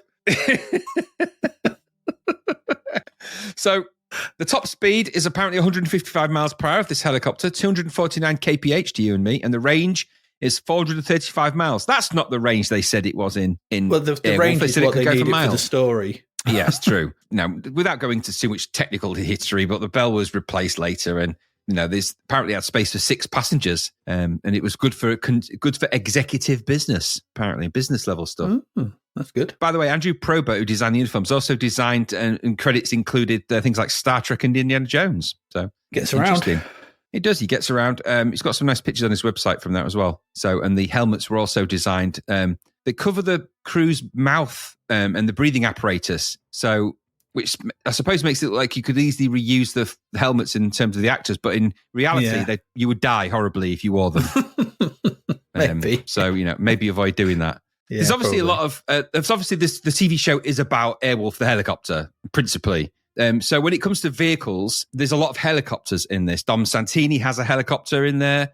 It's another one where everyone flies in this. It's like, where can we go? We need to nip to the shop. Rough from the helicopter, because Dominic goes and gets his groceries and lands them on a helicopter and menaces a dog when he does that. Anyway, so Dom Santini's got a helicopter, the one with Santini Air written on it, which is I think the one that they borrowed from Magnum PI, because this is principally an idea that the guy had when he was doing Magnum PI, because of the guy that I think it was called TJ, I think, in Magnum PI, but there's a character in that he flew a helicopter. He flew a helicopter, and in one episode particularly, he was doing aerial stunts in the helicopter, and the guy went, that's interesting. Maybe that could be a rocket-powered, helicopter where the guy takes a go-go dancer to the desert and just makes it die horribly. That's a good story. So he's got a helicopter. Archangel also has his own helicopter. It's all white as well, which did make me laugh. Of course it is. In keeping with Archangel's theme, he arrived in a white helicopter. Yep. There's no colour in Archangel's life. That's why he steals the paintings. They're all colour. I know I was expecting to wear any kind of colour, but no. And he's, so he's kind of the opposite of Darth Vader, actually, isn't he, really? The mainstay of the remaining vehicles are principally mostly military type vehicles with the occasional car. you don't really see a lot of other vehicles in it. And I think they do that on purpose. And there's certainly nothing in there with the same special features as Airwolf. So everything is done in service to Airwolf. Airwolf is the key vehicle. It's the top one. It even, it takes out a bloody, a warship. But all of that footage of those things, a destroyer, all of that footage is not actually shot for Airwolf. That's all stock footage, all of it, including the eagle. Yeah. By the way, that's just stock footage. Oh, you can tell, yeah. So, that eagle is not. So it's no. And when all the crew on board the ships are running around, you're like, that's weird. That looks like that was made in 1955. Yeah, absolutely. There's PVC's plane. When Airwolf decides to go on a rampage and just blow loads of things up, it's targeting everything in sight. So there's tanks and there's all sorts of stuff in there, and they're shooting at Airwolf. Airwolf's now, considering it's only got 3 missile launchers, and it runs out of missiles after firing about 6 or 7 at the baddie at the end of it. It seems to have an almost infinite supply of bullets and missiles. And it's not clear what kind of missiles they are. I think there's an inference somewhere where somebody says they're nuclear tipped, whatever that even means. I don't ask. So it's got an almost infinite supply of bullets, which is handy because it takes out all of the different military vehicles. But that's kind of vehicles in this, aside from Airwolf, are throwaway things to blow up, like they are in the A-Team. The A-Team's van is the key thing. Every other vehicle is something that could be blown up, thrown in the air, flipped over, or thrown off a cliff, or whatever. That kind of throwaway, and that's exactly how it is here. So anything that you park within the vicinity of Airwolf is going to get blown up, no doubt about it. So that entire compound, blown up. Everything in it, blown up. The go-go dancing bar, blown up. The cab outside, blown up. It's all blown up. Blow everything up. Kill everything. Don't leave anything standing. Tanks, blow them up. That French jet, that footage from 1938, whenever it was, blow it up. It's not even the same plane. The identifying system on Airwolf, it's like, yes, I've identified the plane. It's a Mirage. No, it isn't. That is not the same plane. That hasn't got a nose cone. No, it isn't. It's just absolutely stupid. So it's actually a pretty short story for Airwolf's vehicles because it's about one vehicle principally, and everything else is in service to the vehicles. And it's just alarming how many helicopters there are dotted about. There is, of course, the shootout towards the end with the 2 armed helicopters, but then they're not going to be a match for Airwolf because Airwolf makes that noise, that noise when it flies. It's like, yes. Why is it doing that? Why are you making that noise? What's the purpose of that noise? But anyway, it does that noise, so it's super powered, isn't it? And it's got all the magic powers. Now, just a quick note on the stunts, by the way. The stunts in this, and the footage of the vehicles of Airwolf is pretty good when it's shot. It has to be said. Of Airwolf, mm-hmm. The stock footage is really the big letdown here. So when you see Airwolf shooting across the desert and flying around, it's shot really nicely. It's leaning into the idea of, I hate to say it, but there's a Top Gun-y vibe about it. That kind of the way they've shot them.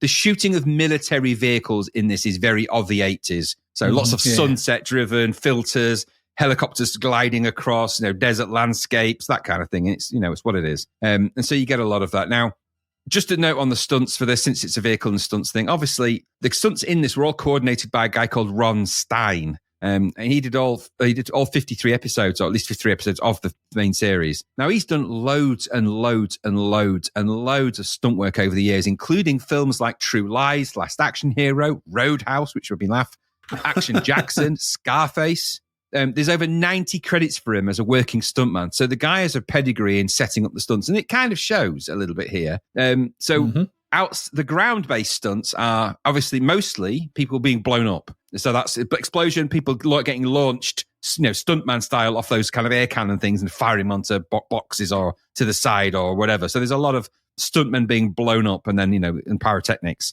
And the setup for those is pretty good. It's daft, but it's very like the sort of thing you would expect to see in a toned down version of Action Jackson or toned down version of those films. So it's very 18. Mm-hmm. So no, you're not going to see, like you said, had this been a Rambo movie later in the film, you'd have just seen carnage, like in that Rambo, the 3rd Rambo movie, or the 4th one, sorry, where it's literally blood splattered carnage everywhere. It would be like that, but this is TV, so it's just nobody really dies. They just happen to be near an explosion and they just get blown in the air. That's what happens. Never mind that would vaporize them or burn them to death, or their lungs would be liquefied and all that horror stuff, and their limbs would be blown up all over the place. No, they're just launched. Yep. So explosion, launch, so that kind of thing. So that's that. There's a lot of that kind of stunt work in it.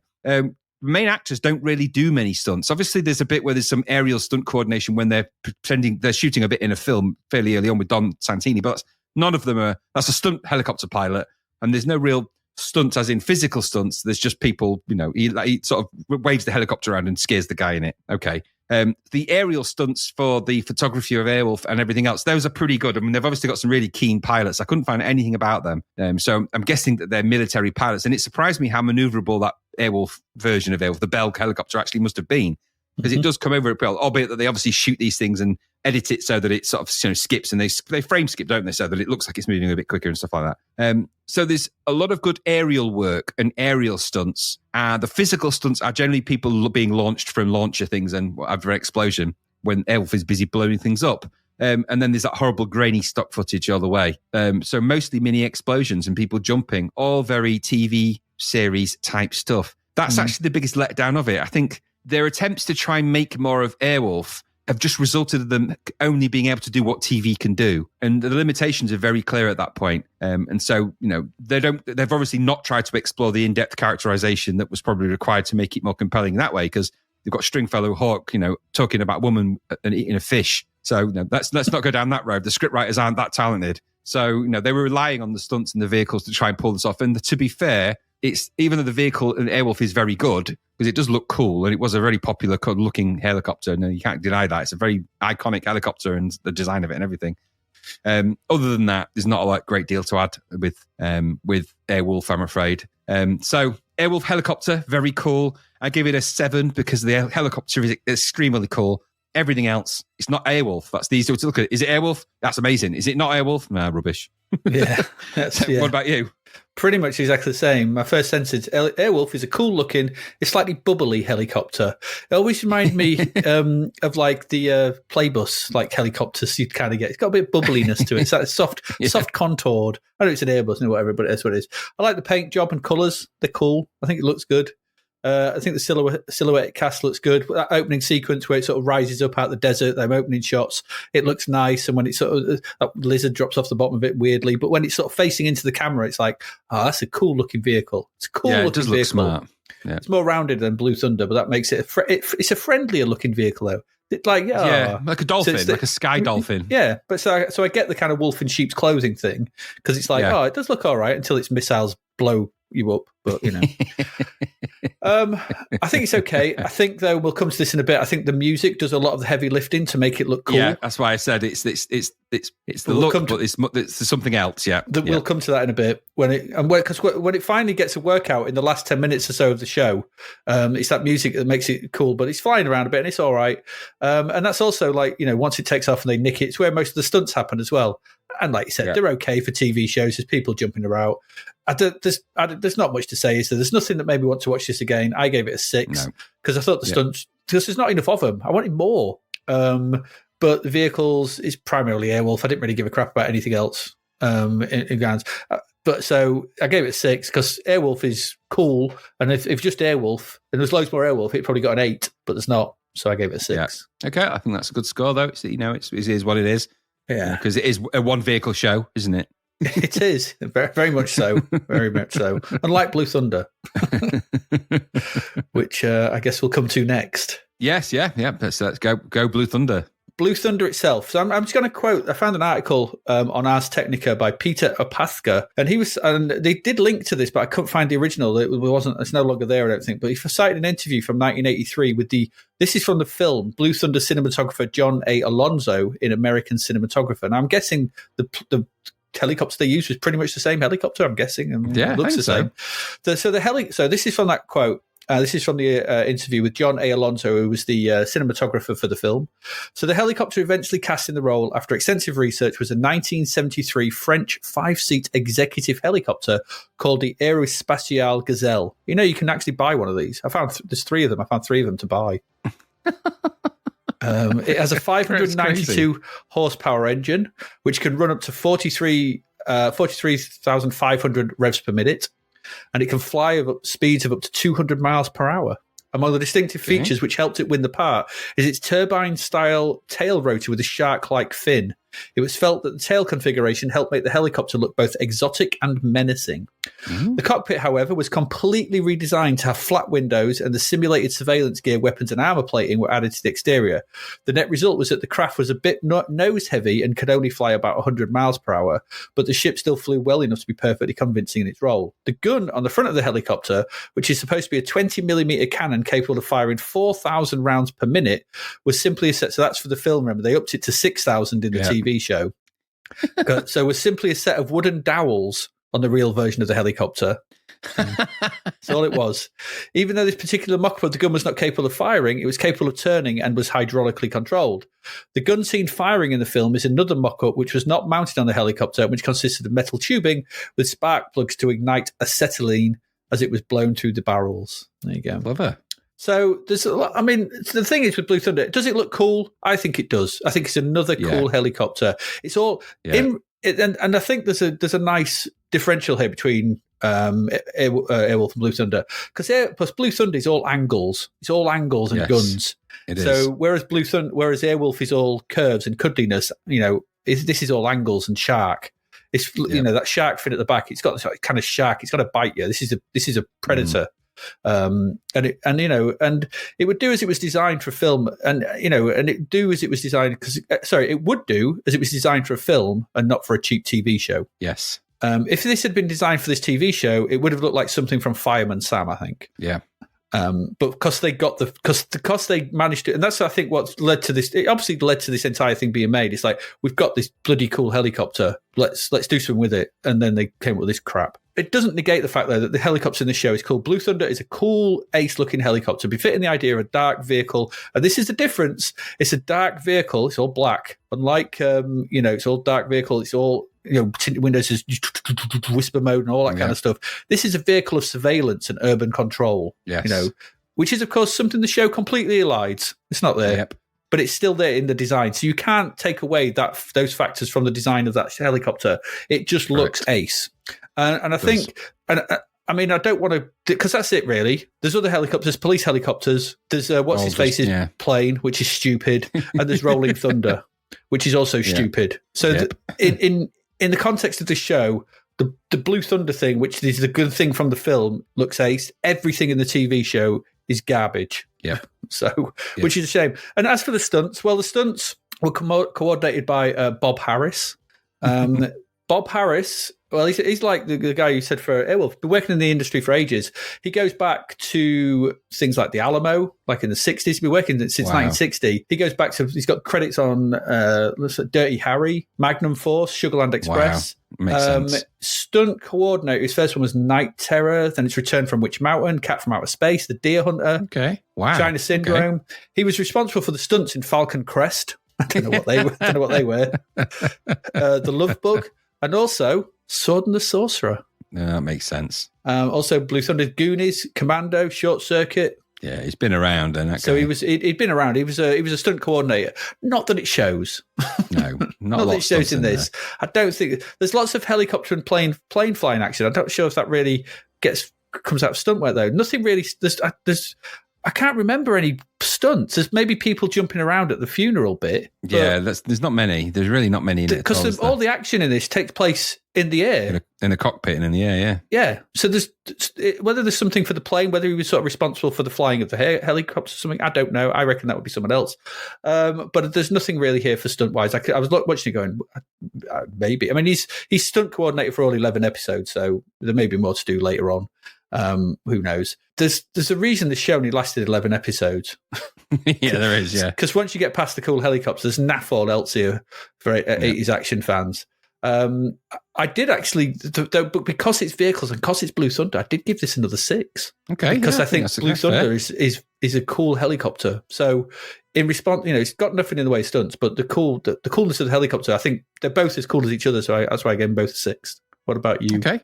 Yes, the only vehicle to talk about is Blue Thunder itself, isn't it? Yeah. Now, I've always liked Blue Thunder, and I think I actually gave Blue Thunder the edge over Airwolf. And I gave it the edge because it looks more like a military helicopter. It looks like an Apache gunship. Now, I have always, and I mean always, been fascinated by the Apache gunship. It fascinates me. Even to this day, they fascinate me. They're the most amazing aircraft. The fact that they the gun follows the pilot's vision when he looks around, so that and there's just stuff about the Apache gunship that amazes me. And so because Blue Thunder is someone's got a kit version of an Apache gunship and made their own at home, but it looks the part, and I think you hit the nail on the head. It looks like what it is, a surveillance and sort of urban pacification type helicopter with all of the surveillance kit on it. That makes sense. Airwolf, don't get me wrong, I like Airwolf for what it is in terms of that kind of, it looks like a flying dolphin, it's super sleek and everything else. Yeah. But its armaments always look lame. They always don't know. Whereas with the Apache gunship's got this enormous cannon on the front, and you just know that is going to do some serious destruction, and it does. So, and yes, if that's all you've got, and that's all that Blue Thunder has, it has Blue Thunder, but it is called Blue Thunder. It's about Blue Thunder, and I've always liked that helicopter. And even when it's emulated in video games later down the line, they never really, Airwolf kind of doesn't lend itself to a good video game sprite. It just looks like a dolphin. Blue Thunder helicopters always look like either Blue Thunder or the sort of Gazelle helicopters that they have made into Blue Thunder. They always kind of look like that in TV shows. They're kind of bubble with the bit sticking out the back. So I really, really like Blue Thunder as a helicopter and as an armed sort of urban pacification. It's a gung-ho crazy thing. And it's really cool for that. So like you said, it doesn't maneuver around a lot. I'm guessing that's a limitation of what they've done to it. So if it actually was a really flying thing, which I think it was in terms of what they made, then no wonder, because this thing was, they've covered it in wood paneling essentially and doweling. So this thing was basically a flying coffin. I mean, you want to get in that. And so I feel for the guys that were in it, like, you want me to fly that? This thing's going to tip over. Because obviously they're designed to be super light. So I gave Blue Thunder a 7 for its design. Okay. So interesting what that does, really, isn't it? So, so it tips the scores, a little bit here, a little bit there. Blue Thunder is still trading behind a little bit with Airwolf at the moment. So, vehicles and stunts. When they're one vehicle shows, when we just have to, look at the one vehicle. It is what it is, yeah. Now, the next category is an important one, and it's important for many reasons. And I think we're going to know who's probably going to win this. But it's over to you, Adrian, to discuss the music and sound effects, should they be any, of Airwolf.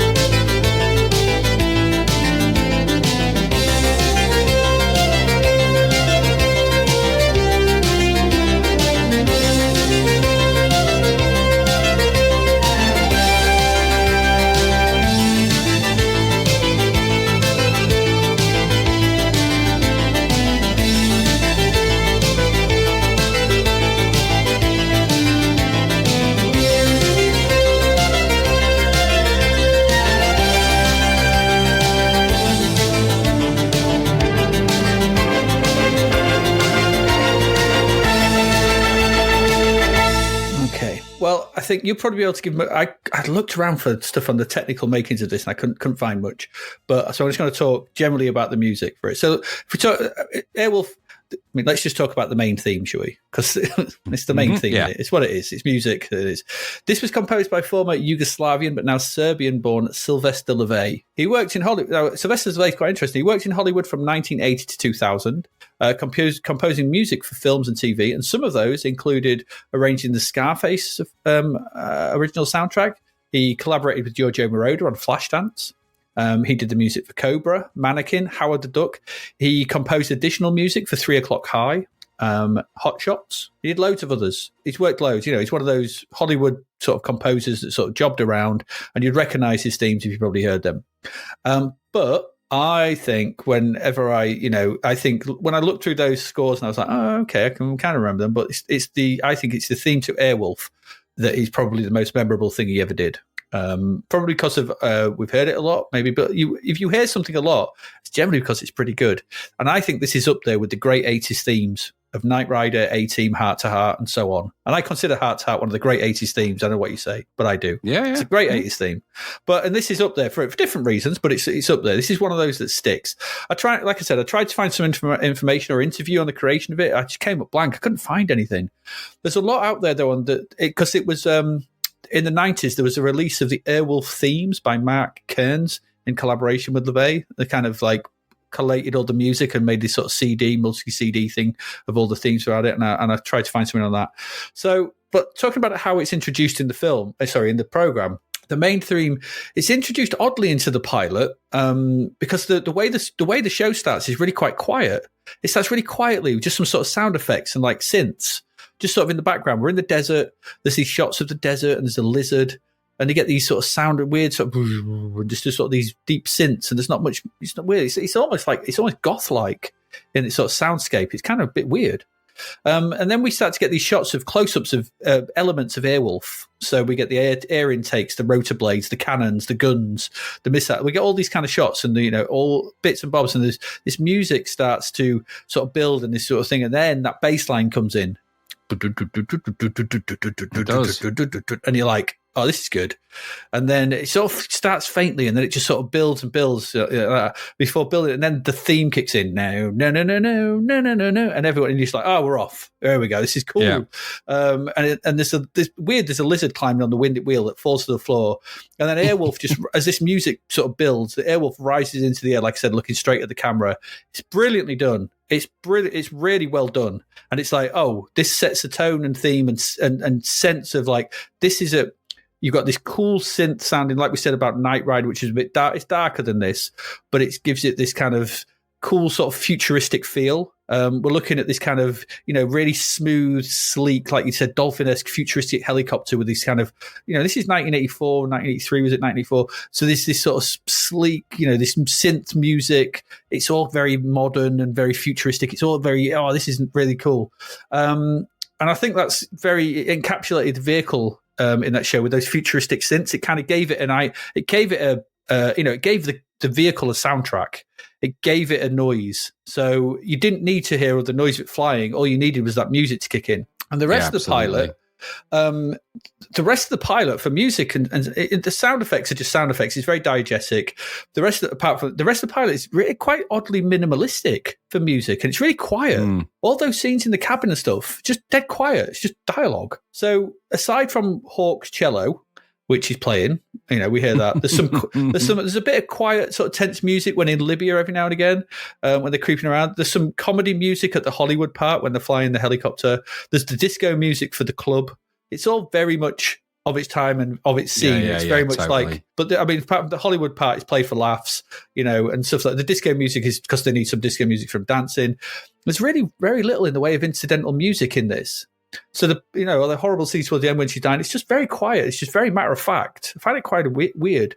So what this does is that when the main theme is used again, we spoke about this earlier, when Hawk seeks vengeance on Moffat, when he's like, and he gets his eyes slightly closed and he's like, and that music, and he gets back in the helicopter, it's a dun dun dun dun dun dun, and he's off.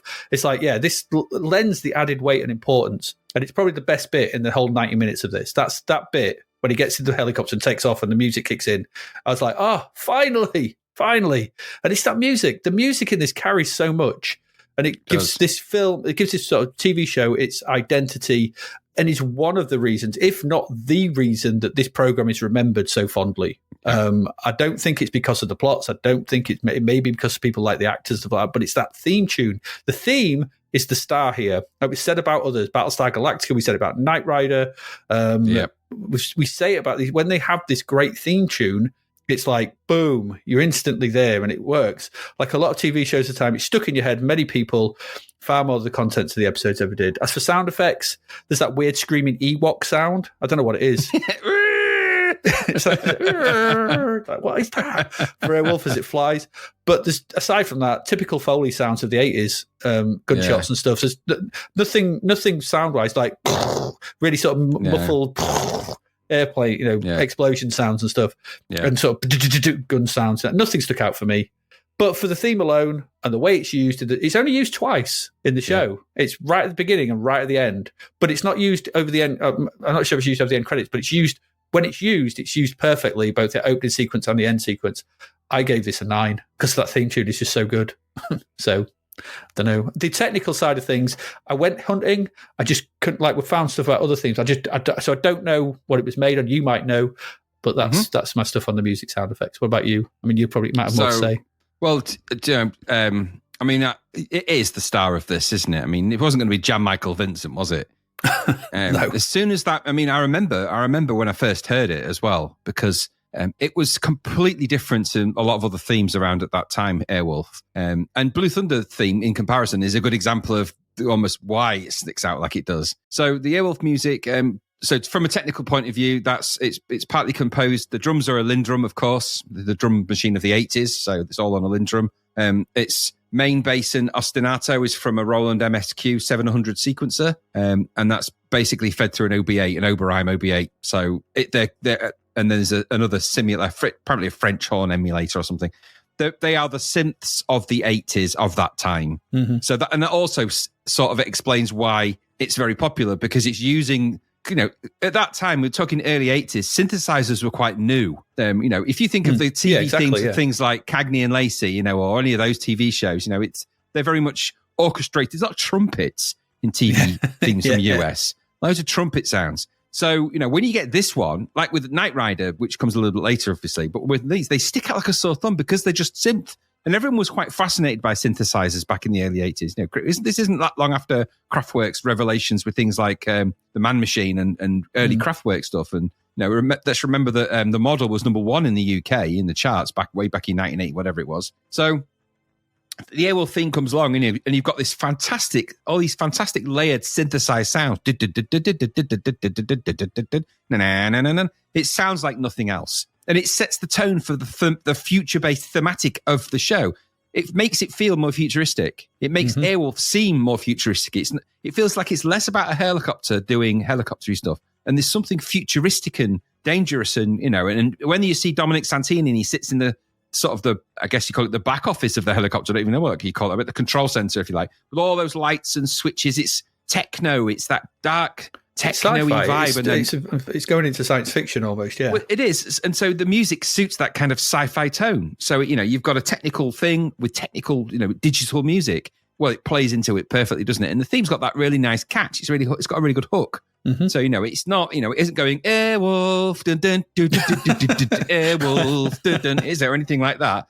No, it's completely, it doesn't say the word Airwolf. There's no weird voiceover, which you did get with Knight Rider. There's none of that. It's just and that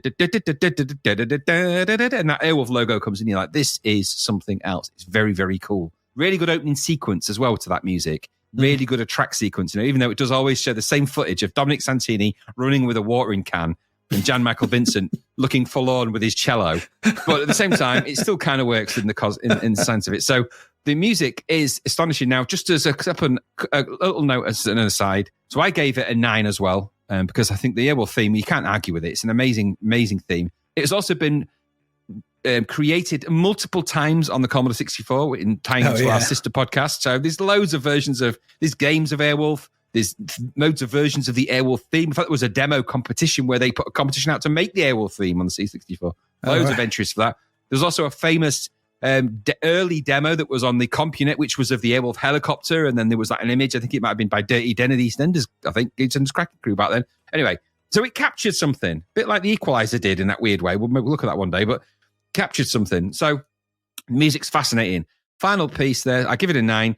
There's an amazing. I follow a really good YouTuber guy called Dr. Mix, and he's recreated the entire Airwolf theme using sort of synthesizers that he sort of knew were used. That's all on YouTube. We'll put links in the show notes for this. Go and watch that. It's 3 parts to it where he recreates the entire theme using all the different synthesizers. It's an amazing thing to watch because he's a very charismatic and incredibly talented guy, but he's also listening to it by ear and then talking about the theme and how it works and why it sort of resonates with him.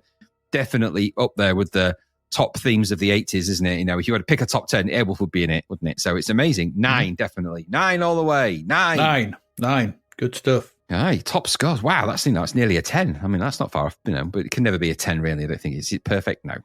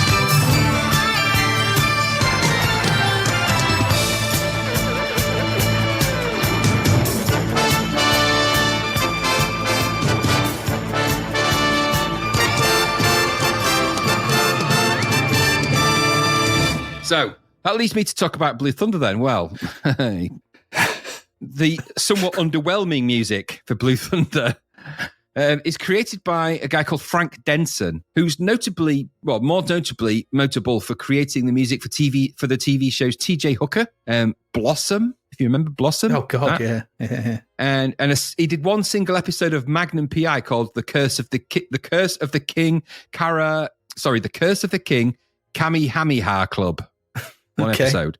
Easy for you which to was say. an episode, oddly, it's not, it's really written by, that episode was actually written by Donald P. Bellisario. I think he was principally behind the Magnum P.I. thing, wasn't he? Yeah, he was, yeah. So there's little linkages there. The musical arrangement is very typical of its time and of this composer, it has to be said.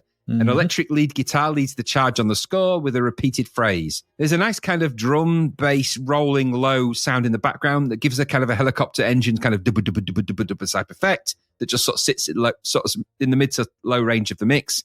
Rolls in with the snare as well. And there's this really weird sparkly synth. There's always a sparkly synth in these type of shows. And this one, thankfully, Airwolf didn't have it, but this one has that kind of sparkly synth. That sort of sparkly synth pad that fills the top of the frequencies, as does the lower bass sort of synth sounds, I suspect. So you've got this rich tapestry. It's still using synth instruments, but it doesn't use them for long enough. And it falls into the trap of having electric guitar, and then we get trumpety sounds, and we're back to, TJ Hooker type sounds really. I think, if anything, it sounds underwhelming and over whiny, this, because of that electric guitar lead. It doesn't quite work. The main phrase repeats for a few bars, and then it does a slight change in its key. It's very reminiscent of the TJ Hooker music that does principally the same thing, albeit with trumpets and stabby trumpets. So that kind of, that kind of tonality doesn't suit military helicopter. This would have been better with a kind of more military sounding sort of drum track, A-team style, maybe something like that if they're going to do it like that way. Yeah. And they've tried to make it into they've themed it like it's a buddy cop TJ Hooker type show, and it's not. And they haven't themed it like it's a military helicopter show because, they didn't. So you end up with this weird hybrid that doesn't quite work. And they've obviously, someone's listened to Airwolf in the background and gone, they've used synthesizers in that. I'll whack a couple of synths in there. So the first movement or part of the music, once the electric guitar has kind of woo woo woo woo at the end of it, you get that. There's that first movement of the music, and then it changes to the second part, and the guitar ends it by going woo woo woo like they do, and then it enters the US TV show brass section with all that trumpety brass stuff, and that that kind of you've heard it before. You think of that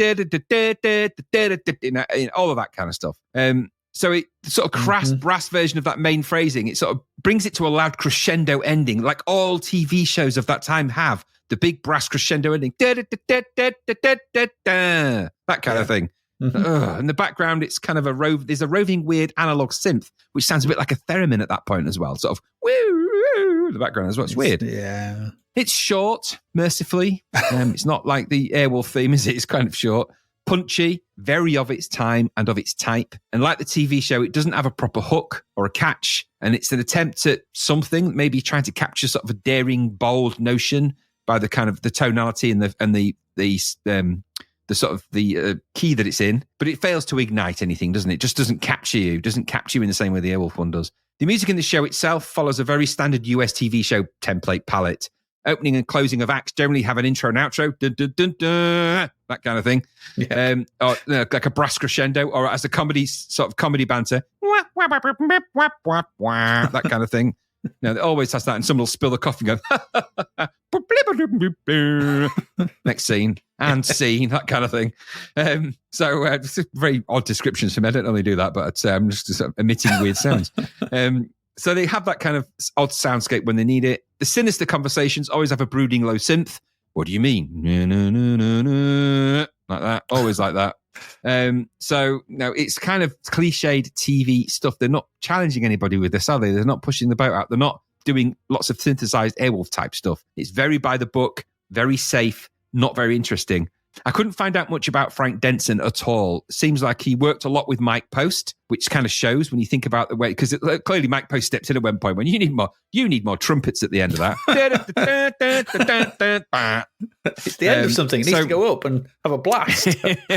And so I'm wondering if maybe that Frank Denson was kind of an understudy or a very close colleague. They were both credited and awarded the 1993 BMI TV Music Award for the music for Blossom. They're both credited for that. So they must have worked together pretty closely which sort of shows. The opening music, or the very opening of this, or the opening of the show, does have an extended intro with some quite nice synths. There's a nice arpeggiated and sawtooth sound in there that's that helicopter driving type loop in the background, when it very first starts, with some nice hovering pad sound effects sort of floating, gives the helicopter vibe. Slight delay on the double hits, percussion as well in there, gives it that kind of sort of sound that you get with Top Gun, that kind of vibe. That fits nicely with the sound of the actual helicopter in that very opening sequence where you see the sunset, sunrise, and Blue Thunder, silhouetted against it, big sound effect. That really worked, that little bit. And then, of course, we descend into the trumpets and the people turning around and looking over their shoulders, and we're back to, Dynasty and all the other TV shows that this probably sort of, leans into. It's because that's all from the film. Yeah, completely. And had that score stuck to those synth sounds of the beginning, that very first bit when it first starts, that would have elevated everything. Yes. But it can't, they both, the director of this and the people that were involved in this all left Blue Thunder because of all of the interference from the studio at the time. They were just putting on, you can't do that, you can't have that, we can't have people blowing up. Helicopter's got to be this, it's got to be friendly, we can't have this in there, we can't have this in there, the music's got to be like this. And you can hear the conversations that are taking place, not because you can hear the voices, but because you can see and hear the output, which is just bland. Everything becomes bland. We know our demographic, our audiences like having trumpety sounds at the end of every act. That's just the way it goes. You can't do that. Put a trumpety sound at the end of the act immediately, or else, dun, dun, that kind of thing. So, and also there's that annoying swish sound. Oh, that stupid swish sound at the start. No, starring Frank blah, blah, blah. Oh. And this happens. It's like, just as soon as that happens, you're entering into that crappy kind of, remember that in the film RoboCop? Do you remember when he watches that RoboCop TV show and there's that, I can't remember what he's called it, right at the beginning, he's pretending to do like pretending to be the sort of the guy out of it, and he spins his gun and everything else, and that's got that sound on it as well. Mm-hmm. No TV shows really use that apart from probably the execs, clearly sort of aging, middle class executives that probably set all this up. So there's the swish sound because, these TV shows need the swish sound when you're introducing your stars to the show.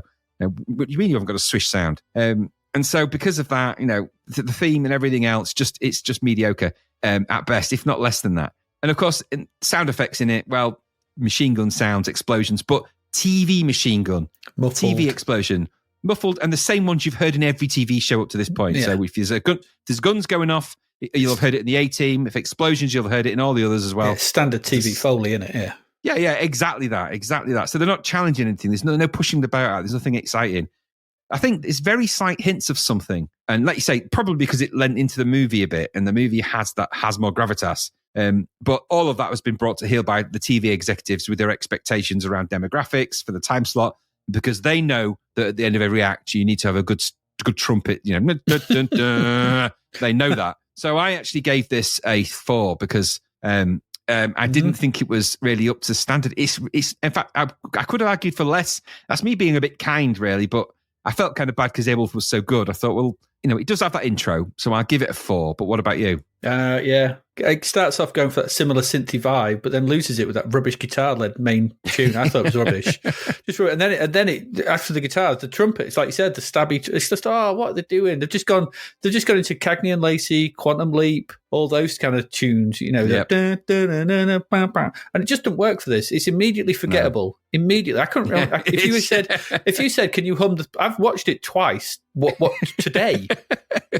And once before that. And if you said, "Can you hum the theme tune to Blue Thunder?" I'd go, no. I have watched the Blue Thunder film once this morning, and it goes down, down, down, down, down, down, down, down, down. It's instantly fits, and it's got that sort of deep, sort of synthy, sort of menacing vibe to it, and it works. And the guy who did the film music was I can't remember his name actually now. Hang on a minute. Who was it? I can't remember his name. But he's done loads of stuff. He also did the film music for War Games as well. So he worked with Badham on that. And that's the thing. This is immediately forgettable. It just comes across as very boys' own story, light-hearted nonsense, which is such a world away from, like I said, the great film that theme the film had and what this Blue Thunder is supposed to be bloody well about. It's the problem with this entire endeavour is that you've ripped the message and the theme of the film, and all you've done is this has got the problem with this Blue Thunder. I'll say it right here now. It's got as much to do with the film as that video as the game has that we looked at recently on Zapped to the Past. which had just a name. It's nothing. It's nothing to do with the film except for the helicopter. No. I don't know. Maybe they didn't have the rights to use it. I don't know. Maybe they didn't. But they could have listened to it and gone, we need something similar to that. We need this. But obviously, like you said, the execs have gone in and gone, trumpets, all the trumpets. And the other thing is, the problem with this is that what Airwolf doesn't do is it's another one of those examples where they tell you how to feel with the music. Yes. Airwolf doesn't do that. But to its credit, it's like, well, we're going to actually let the script and the acting and let that, you gain the emotion from how they're sort of acting with each other. That's quite a brave for a early 1980s TV show, syndicated TV show. In this, it's like, well, no, they need to feel tense. Dun, dun, dun. They need to feel like James Farentino's made a joke. It's like, and it's that's how they do it, isn't it? They just, they lead your emotion by, well, the sound effect must, the non-diegetic music must tell you that. Rubbish. Yeah. The sound effects, as you said, exactly what you'd expect, except that really clear female voice when she's on the radio talking to him at the beginning. It's like they're listening to a radio. I was like, wow, it's like Stevie Nicks from The Fog. Or what? It's not Stevie Nicks, Stevie Wayne from The Fog. And I was like, she's like, hey, you've got this thing and going around. I'm like, well, where's that coming from? Radios don't sound that clear when you talk to someone on it. She was in the room just behind him with a little microphone. Yeah, well, they're in the helicopter, aren't you? You're hearing it across the helicopter. It's supposed to be the helicopter sound. It's like they obviously recorded it and then went, oh, we'll add some effects in post, and then forgot. Yeah, forgot. Just forgot. Oh, get a voice on that shit. So the music for this oddly ill-fitting. It's all very uplifting. It's dead uplifting as that first helicopter is shot down as well and blown up. It's like, that's the problem with brass. That's the problem with those brass stabs like that. They just make everything sound kind of bright. And it's not really. It's not meant to be like that, is it? I gave this a 4 as well. Yeah, deservedly so, I think. Ooh, it started reasonably average and it's gone down. It's going down. It really is going down. But you know what? You were never going to really win a battle with the music, were you? With Airwolf, come on. I mean, everyone remembers it. No, you were not. Yeah. Let's take a break. We'll have a break and we'll come back in a moment with some final parts to think about.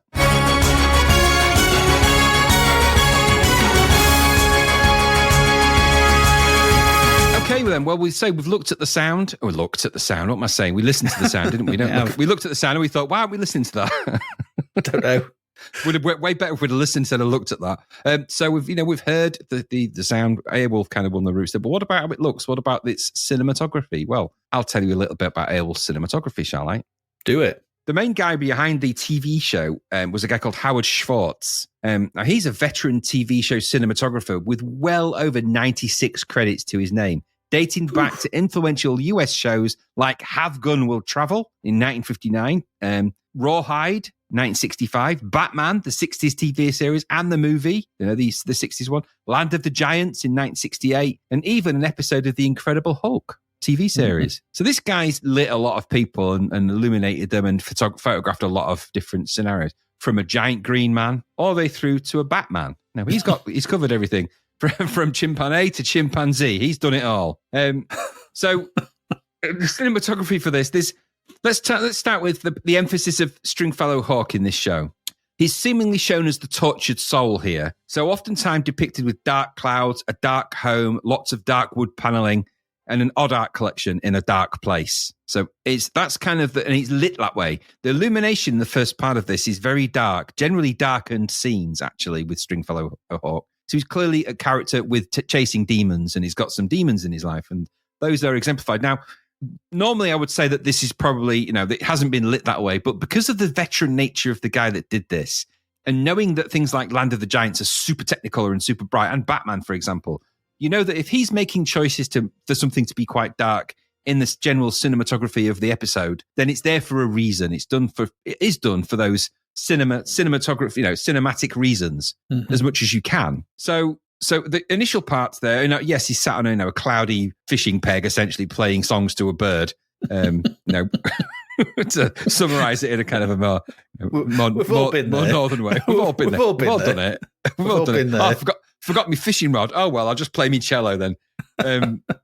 Anyway, so like I said, dark clouds, dark panels. His home is dark.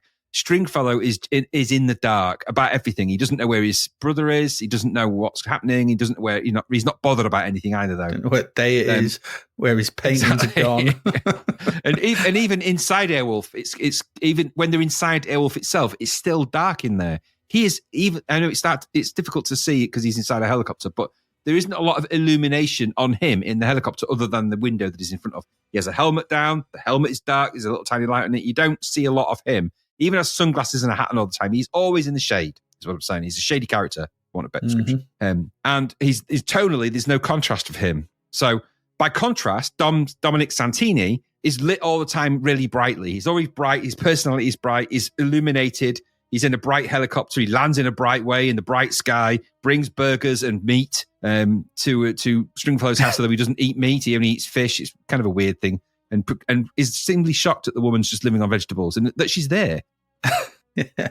So, but he's always illuminated. So whenever you see Dominic, his character, and when he is the focus of what's happening, everything's lighter. The helicopters are lighter. The journeys they're on are lighter. The illuminations around them are lighter. And even when he's having conversations, when he's reminiscing with Stringfellow about, because he obviously knew his father and was obviously in the kind of war with him and something. When he's reminiscing, Dominic is kind of lit in a way that it illuminates his entire face. So you see a lot of Ernest Borgnine's face, whereas Stringfellow Hook is always kind of crunched down, kind of hidden. And that's kind of the way it's illuminated. That's the lighting and illumination of this. Quite clever that it's done that way. And it's a nice subtle effect. So that's the people in it. Now, most of Airwolf combat is by daylight, which is unusual. Because you think a lot of the cop-outs for a lot of these things can be, well, if we shoot it, Street Hulk did this a lot. If we shoot it in the dark, we can get away with quite a lot because it's in the dark, right? So, we can get away with a bit of, stuff. But everything in Airwolf, principally, at least in this episode anyway, is mostly in the daylight. So it's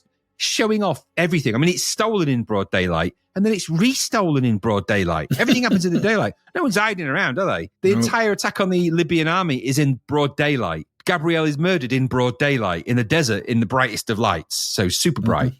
Indeed, a capture scene, although that is in the dark when she's interrogated, her torture is, like I said, completely in the daylight, which is an interesting adjunct to the way that Stringfellow Hawk is illuminated, because he's always in the dark and she's murdered by this, super all-powerful penetrating sunlight. So she's taken out and literally baked. So I think that's quite an interesting interplay with the way that it's photographed in that way, because it is, you're lighting it's very difficult to light things when you've got bright daylight. That's some very difficult lighting conditions. And they probably have set up enormous illuminated lights to set that up. And I think, I could be mistaken, but I think Airwolf was shot on film, because it was released as a film in some areas of Europe. Because a lot of those those US pilots weren't they?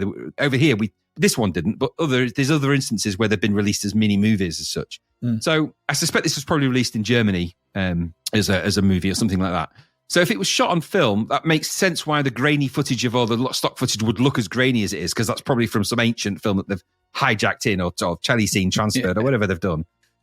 So it means that if it's lit like a film, then these choices and this tonality is actually quite stark. And I think it does show. Now, that said, the entire balance of the light is really kind of, once it's in the light, that's it. So there isn't many dark scenes in it. It's mostly lit in complete daylight, and everything happens. It's that really stupid scenes that happen in daylight, like when they go and climb up a wall and just waltz into a military base in broad daylight.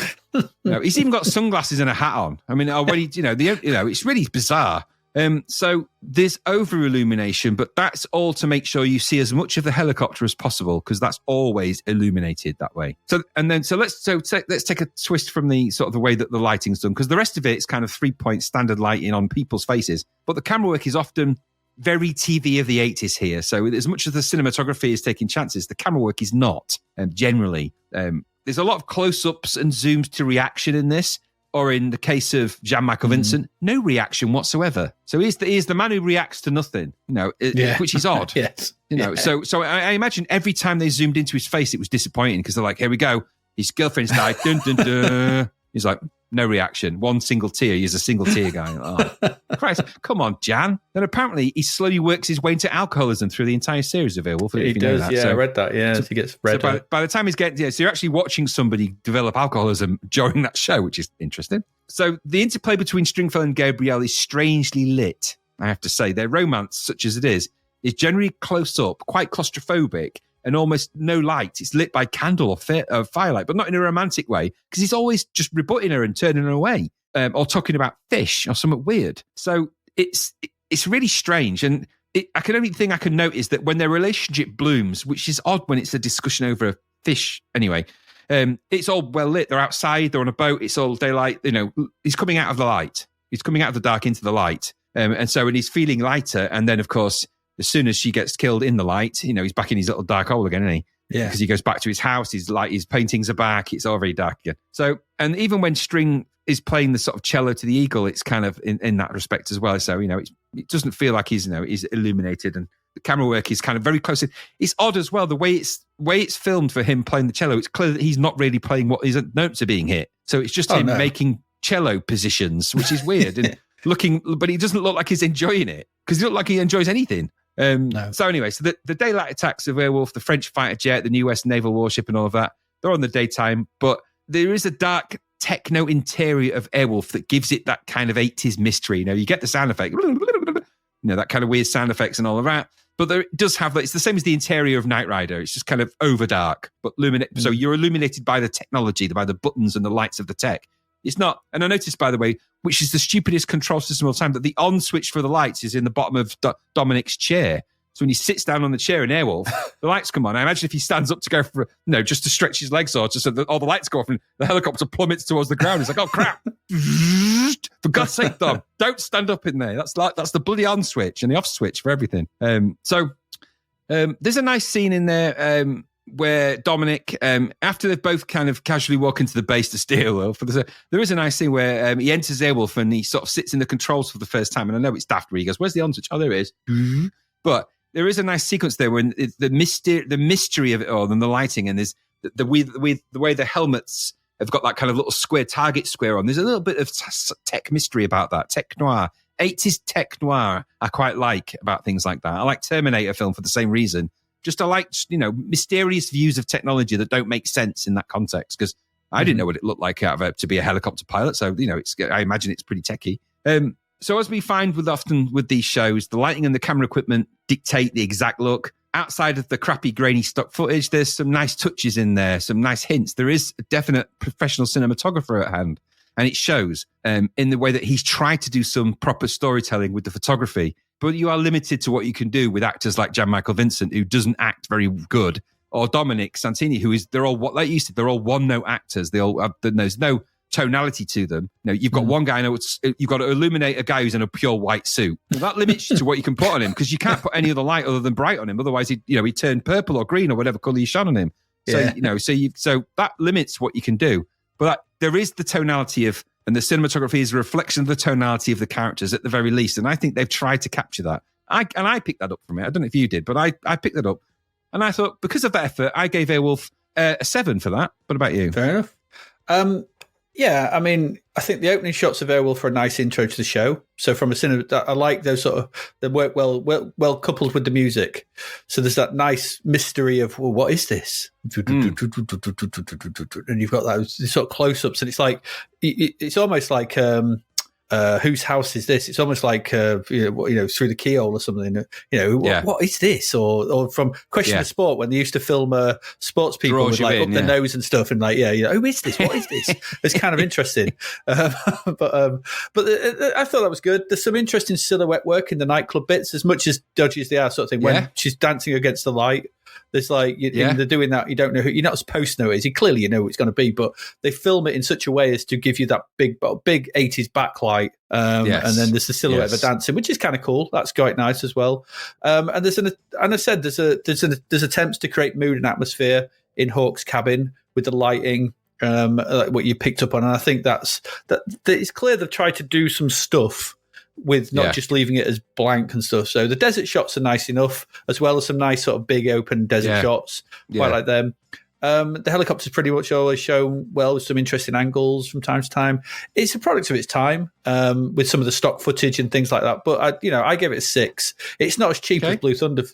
Just to give you a heads up, it doesn't feel as cheap as Blue Thunder does. No, it does not. I gave it a decent 6. I think there's an attempt to do something with it, but I think it is let down by those stock footage parts. And some of the speeded up moments, I just can't do the speeded up bits.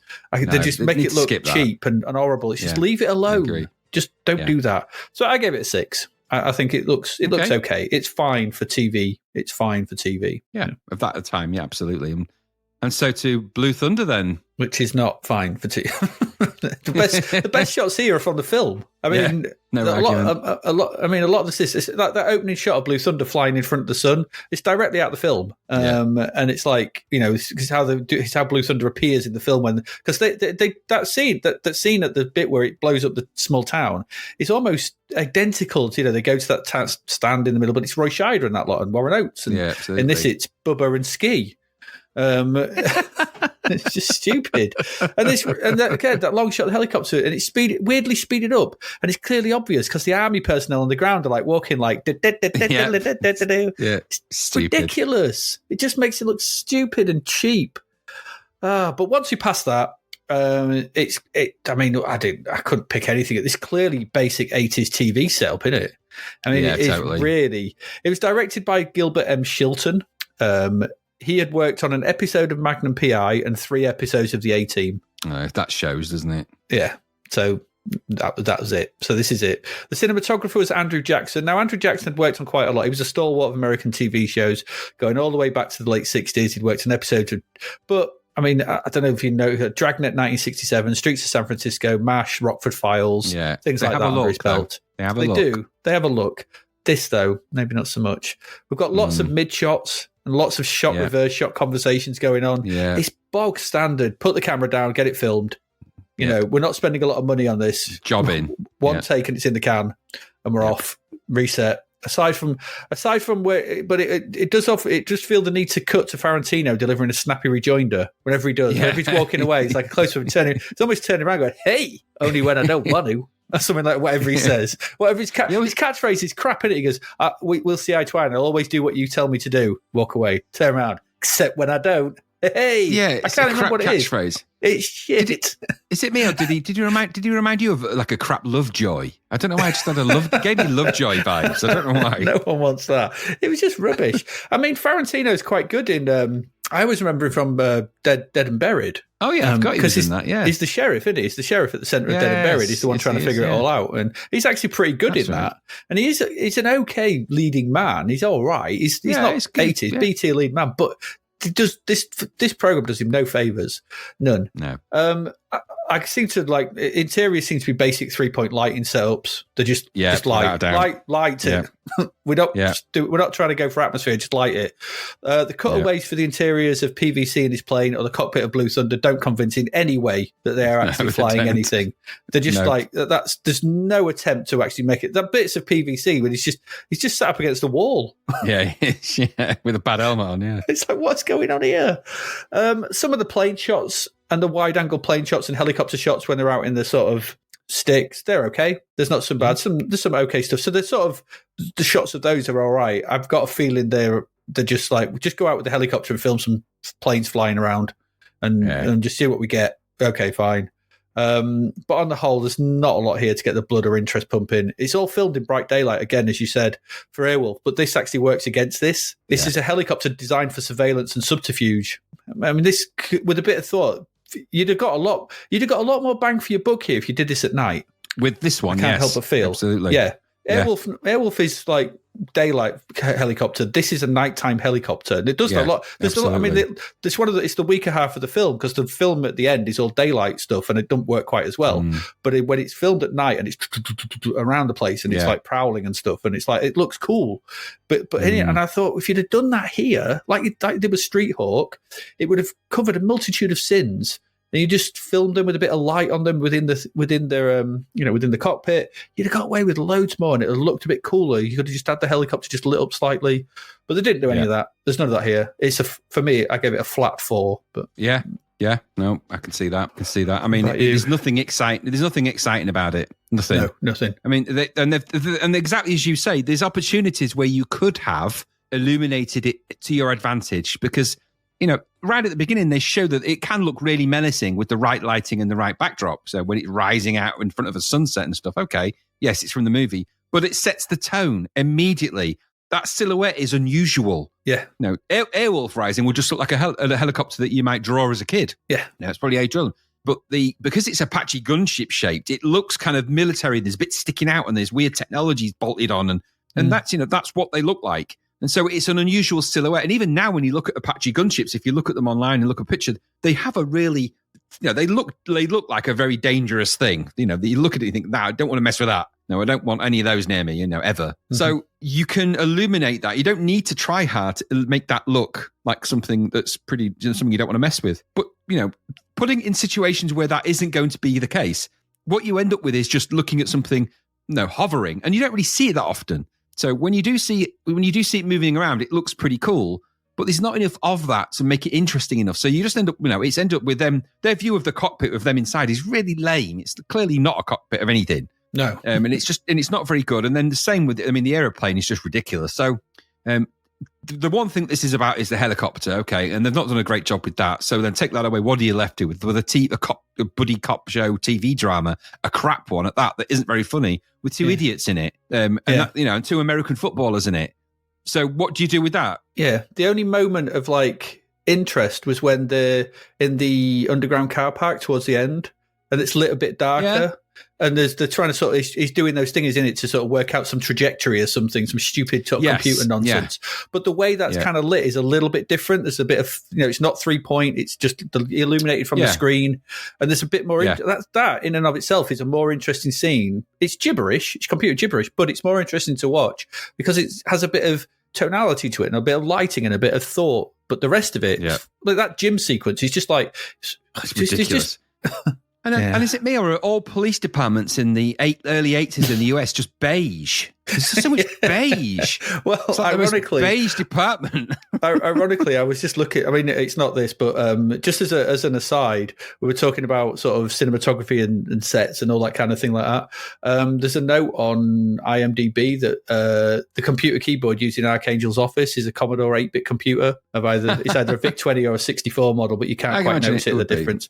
And you had said about whether it was shown in Germany. It was. Stringfellow Hawk's name was changed to Huckleberry Hawk. There you go. It's not quite as menacing, is it? That Huckleberry Hawk? No, it's not. Anyway, but back to cinematography. Well, it's photographed like a TJ Hooker was. It's flat. It's flat. Yeah, there's no attempt to really make any tonal. I mean, you've got two people at opposite ends of the justice spectrum. So one's all gung ho, the other one is all by the book. But there's no tonality difference in the way they're lit. They're just the environment is lit and you're in it. They don't really care about that. And they don't add any kind of dynamic lighting to it either. So because there's no characters in it that are interesting to light. None. Nope. So the only character that is interesting is the baddie. And even he's not, but he walks in plants a bomb in broad daylight and then hides around a corner with a rocket launcher in broad daylight, and he's just flat. It's just lit flat. There's no attempt to make him more menacing. There's no attempt. And even when he's in that aircraft at the end, which is really stupid, he just gets all sweaty and he looks uncomfortable, actually. It looks like he's been crammed into a sort of a metal locker with an helmet on his head. Right, sit there, we'll film you in there. He's like, it's really awkward. He's scrunched his neck down. He's like, all your scenes in one go and you're done and you're out. You can bog off. And you're out. You can be off. But my neck's never going to be the same. This helmet hurts. Anyway, so I actually gave Blue Thunder a 3 because I think it's not lit for fun and games, is it? So no. What did you give it? You gave it I gave it a 4, which I'll stick with. Yeah, it's not doing so great, is it? It's not, but it's because it's not exciting. There's no attempts in Blue Thunder to illuminate the helicopter in a way that would make sense for that kind of surveillance helicopter notion and super armament, or to take advantage of its silhouette of crazy. Now, what is that thing? I mean, because you don't do that. What's left? Yeah, the reason I gave it a 4 was because it's got shots in from the film, and as they're part of the aesthetic whole, that's why I was like, that opening shot when it's in front of the sun, that's great, but it's the film. The rest of it's rubbish. No, I completely agree. I mean, I've given it a 3 because of that scene. The rest of it is just, I've seen it in I've seen it in every other cop show that I've ever seen, and it isn't even a very good version of that. No. Oh dear, God, Blue Thunder. You're right. It's definitely in the blues, isn't it, with this one? Goodness. Absolutely. Well, we're cruising now towards our very final thing, before we sort of do the recce. And this is really the one we do for all of our Battle of the Pilots. This is where we look at the reception and influence of the show, such as it is. Now, one of these shows is quite influential in its own way. One of them, maybe not so much. And I'll briefly go through the reception influence of Blue Thunder and sort of give you the lowdown of its amazing 11-episode run and the crazy influence that had. So, the Blue Thunder is a tale of two things, isn't it? As we said right at the start. On the one hand, Blue Thunder, the movie, very well received. John Badham, very talented director, loads of good stuff going on. Then there's a TV show, 11 episodes and cancelled. This achieved a Nielsen rank of 60. I'll put a link in the show notes of how you can work out the Nielsen rank. But to give you some kind of perspective, Friends, TV show, at its lowest ever rating, had a Nielsen rank of 8 with 25 million viewers. So to have a Nielsen rank of 60 tells me that there weren't a lot of people watching this. Oh, what's the higher it is, the worse it is? No, the lower it is, the better. Yeah, so the higher it is, yeah. So a Nielsen rank of 8 is, 1 would be the supreme. And Friends did have a Nielsen ranking of 1, so, millions of people watching it. All right, yeah. But a Nielsen rank of 60, that ain't good. God. So it didn't start off so well. So it wasn't watched by a lot of folk. No wonder, really. They were all watching Dallas. And I couldn't find out what TV show it replaced mid-season, so unless it was just a mid-season change. Something was cancelled. I found something was cancelled. Blue Thunder was also halted twice. It was halted for one, I think, the Winter Olympics, and then halted for the Summer Olympics. So there was just, even though it had 11 episodes, there was just enormous gaps when it was shown. So people just probably forgot about it. So nobody was really thinking about it. The film was quite successful. So you'd think that would have been a really solid basis for a TV show, wouldn't it? So, we have to ask ourselves, well, what went wrong? Well, firstly and importantly, the star of this was the helicopter in some ways, I guess, but it was outgunned and outplayed by Airwolf at that exact time. That both looked and sounded better. I mean, it did. And I'm not jumping the gun in terms of our interpretation. I'm talking about the audiences of that time. So the audience of the time just liked Airwolf better. Simple as that. That's why this was cancelled after 11 episodes and there was 50 odd for Airwolf. So and this actually went out and was aired just slightly before Airwolf as well. Not much before, but before, and then people saw this. So I think people would have looked at this and gone, it's all right. And then they'd have seen Airwolf and gone, wow. Yeah. If that had been the other way around, maybe that would have played a little differently. But would have done worse. But it was just, like I said, it was outgunned and outplayed and everything else. And of course, it not did it look and sound better, but I think people found Blue Thunder less compelling because its story was kind of nonsensical. If you'd seen the movie and then you'd seen this, it wouldn't make any sense. No. Because the movie thematically is completely the opposite of the Blue Thunder TV show. So you'd have watched one guy blow up Blue Thunder in the film because he didn't want it to fall into the wrong hands because it was too powerful and in the wrong hands. And he was a Vietnam veteran, PTSD, a whole backstory, and that ties into that whole 80s thing. I'll talk about that in a minute. But, that's who he was in the film. And so he wasn't going to he didn't trust authority. So you can't trust the authorities. You can't put something that powerful in their hands. They'll do something bad with it. But in the TV show, it's like, we want to do something bad with it. We've got a rogue guy. He just wants to blow people up with it. All right, well, it is very powerful. Give it to the police force and let them do what they want with it. It's like, hang on a minute. Yep. So a key issue then is the attempt to take the film's core thematic, the troubled life of the Vietnam veteran and that distrust of the military complex and authority, and make that into a TV show that is compelling. Now, it is a common 80s theme, and there's a bunch of TV and films where it's explored. First Blood, Missing in Action, The A-Team, stuff like that. Add that to that 80s techno fear, computers, gadgets, the US military, the weird science fiction blending of Reagan's era at that time, and Star Wars is going to be real, and all that kind of sort of bullshit talk that was out at that time. And these super vehicle TV dramas do start to emerge out of that melting pot, and that's not a bad thing. Sometimes it's good that there's some interesting things. They're exploring what technology might become, and it's all science fiction, really, at the end of the day. Mm-hmm. But to try and homogenize all of that into some kind of mainstream TV show, I suppose you could say it's achievable if you do it right, if it's done in the right way, if you've got the right idea. The A-Team is about 4 Vietnam veterans who are trying to right wrongs, and there's a lot of righting wrongs shows in the US. Mm-hmm. But Blue Thunder could have been that, but that would be Airwolf, because Airwolf's almost about that, but not quite as well. So it's awkward with Blue Thunder because the central premise is at odds with itself. It doesn't know where to sit. So Frank's fear in the Blue Thunder film is of this super destructive technology, like I say, falling into the wrong hands. And there's this sort of idea of, a conspiracy to utilize the destructive firepower outside of a purpose it's created for. Again, it all ties into that kind of, notion of surveillance and problems with that and the civil disobedience, but it's turned on its head for the TV show. I don't know how palatable people would have found that. I don't know what makes it okay on TV, but not in film. I think that people would have spotted that. And then, of course, the Olympics steps in. And of course, then you've got the Olympics, and there's all the revelry and happiness of the 1984 Olympics, which was a big Olympics for the US, wasn't it? It was massive. It was the Los Angeles Olympics, I think. The Summer Olympics. Well, yeah, in 1984. So to then have a TV show on about a helicopter that was principally it was built for the film for this kind of urban pacification surveillance of the 1984 Summer Olympics. That's what it's mentioned for. Yeah, it is. Yeah. So to then show that helicopter being able to blow anything it likes up, kind of would have put people, I think, would have been thinking, hang on a minute, this doesn't, it would have felt tonally wrong. It's unusual to use something like an Apache gunship for that purpose, I suppose, as well. So, that also is a bit odd. If you're going to, have somebody with a helicopter going, please disperse, you use one version of that with like a little helicopter with a policeman with this thing. And then there's another version with an Apache gunship there. And people are going to run from that and scream in fear, aren't they? So you don't really do that.